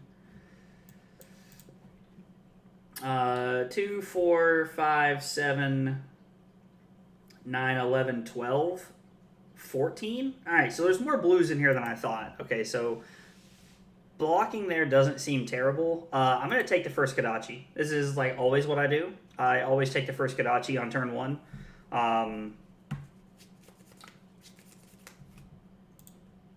This is a Runeblade action, right? Yeah, so Mauvrion Skies gives it go again. Now, I'm going to throw the Captain's Call here. I was like, if they attack with another Kodachi, I'm going to throw Captain's Call. And then if they come in for like a snatch or something, I'll probably just block Mauve Skies and Riftbind. No, I've still got my speaker on. So they come in for 6. I don't like taking damage on turn 2, or on turn 0, but I like the concept of having like Riftbind is a good card, and it can be paired pretty well with a Mauvrion Skies or another non-attack action to make my turn pretty decent. So I don't hate going to 17. They get to Arsenal here, and then hopefully our turn's not bad. So Nimbalism, Shackle, Riftbind, Rosetta Thorn, Arsenal, Howl from Beyond. Like, doesn't seem bad in my opinion. Because Soul Shackle says your next Rune Blade or Shadow action. So if you play it at the wrong time, it can give one of these things go again, and when you really don't want it to. And so like it's on it like shackling, like well-timed shackles is actually very impressive in my opinion, because it's not always easy to make the right decision. So it's not always easy to shackle at the right time, because sometimes like when you're like when Prism's trying to fatigue you, you need to shackle at the right time so that you reset the footsteps as little as possible. And it's also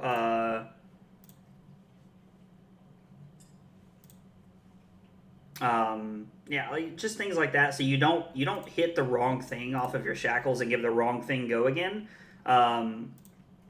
So I don't know. It's just it's a balancing act that's tough to play around. So they're gonna Kadachi for 1, so we can. This is actually a pretty weird hand. We could Soul Reaping. I'm gonna take the first Kadachi regardless here. And here's a good example of why I like going second. I might have started the game at 17, but they took our entire second turn and went to 10, and that feels pretty good. Okay, so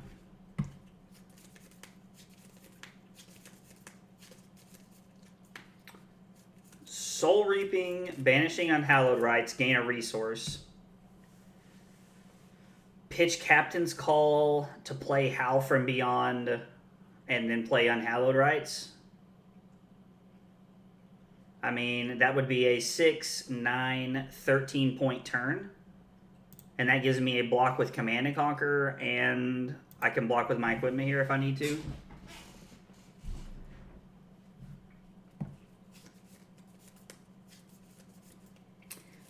I was like, if my opponent attacks with something for 3, I'm going to block with Command and Conquer.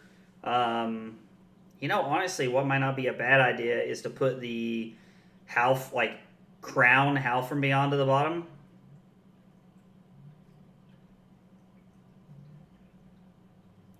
And try to draw, like, a blue.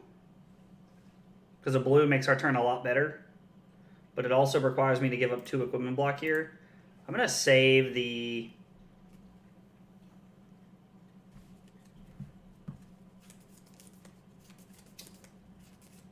I'm going to save the Crown for another turn, I think. I'm just going to try and use my Husk here. Like, we're going to 14, so I'm going to have to block whatever they do. I'm hoping that they put something on the stack here that is pretty good. Like, that has a pretty good chunk of value. They play even bigger than that. What was that, Taryn?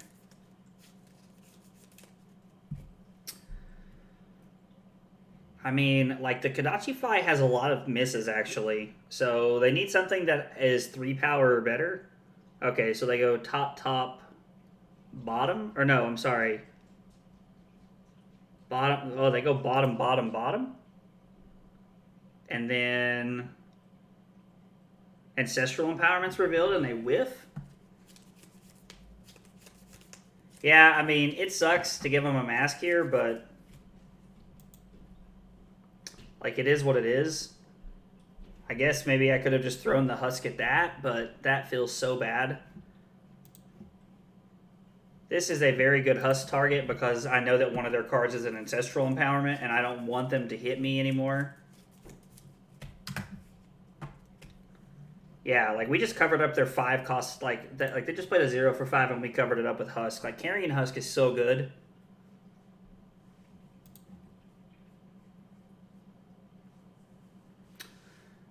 So I can go to 10 here, and I still have my... like, they haven't activated Fi, and they have 1 more card, so they might come in with Fi here. Or they might come in with a Phoenix Flame. Because I go Soul Reaping off of a Shackle. Like, so I go Shackle, Soul Reaping, Unhallowed Rites.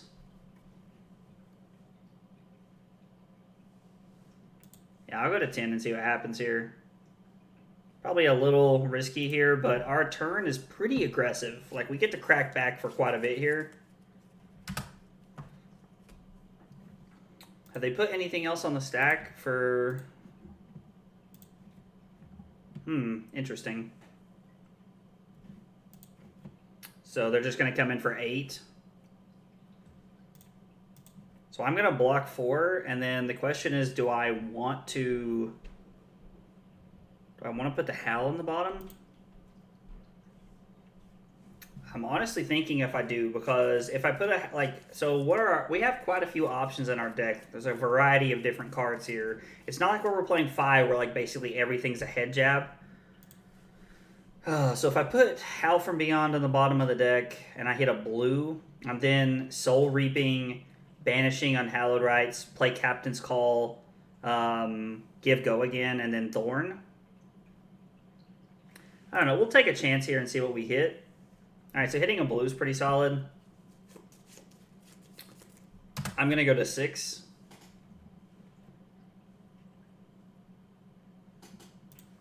One Shackle coming. Let's just not hit a Blood Deck card this turn. That would be nice. Hit Captain's Call is fine. So I'm going to Shackle. We're going to go Soul Reaping, banishing Unhallowed Rites.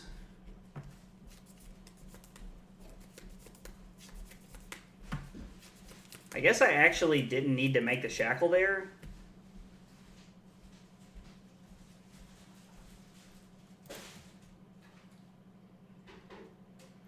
Yeah, so I just missed out on a good Spellbound Creepers opportunity here. But it's not the end of the world. So I get to pick Go Again here.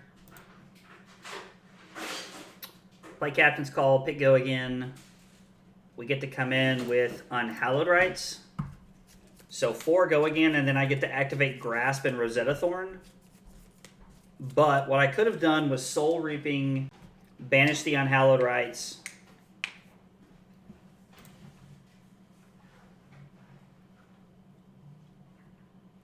So hang on, I'm gonna finish playing through this turn before I talk about what it could have been.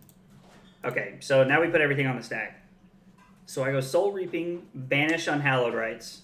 I have a resource floating. I attack for 6. It does not have Go Again. I then activate Spellbound Creepers with the Scroll of the Skull form that I have.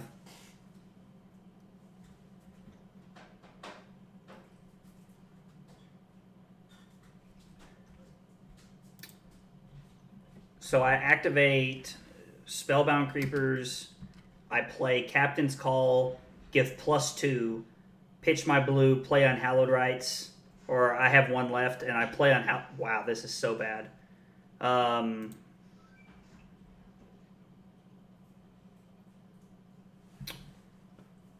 This is really bad. Yeah, so then I play Unhallowed Rites, and it has, I make a Shackle, play Unhallowed Rites. It's for 6 with Go Again, and then I get to Thorn, so it's actually 1 more point than the line that I took, which would have either been enough to get an extra card out of their hand, or I would have gotten Mask right there. So the Kodachi I will take. I think I'm going to have to Art of War, pitch Art of War. Like, this is not good at all. So I'm going to have to pitch Art of War to play Art of War. I'm going to block with the Spellbound Creepers. I'm not going to use it. Like, if I was going to use it, I would have already. I should have used it last turn.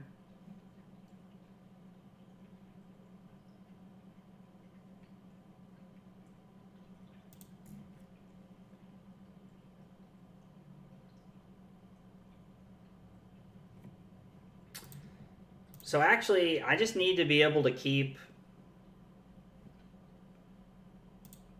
Like, I just need to not die here, because I can activate...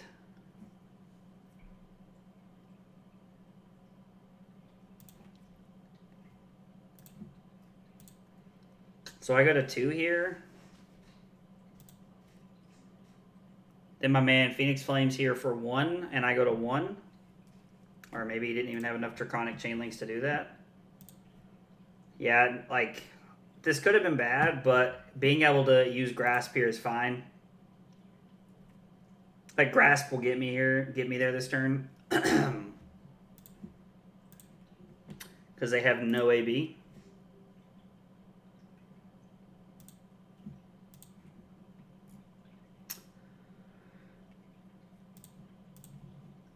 And then the Rune Chant kills you here. Alright, well, cool. We ended up getting there.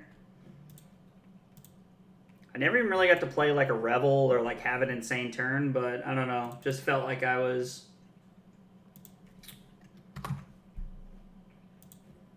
just having a pretty good, had a pretty good game.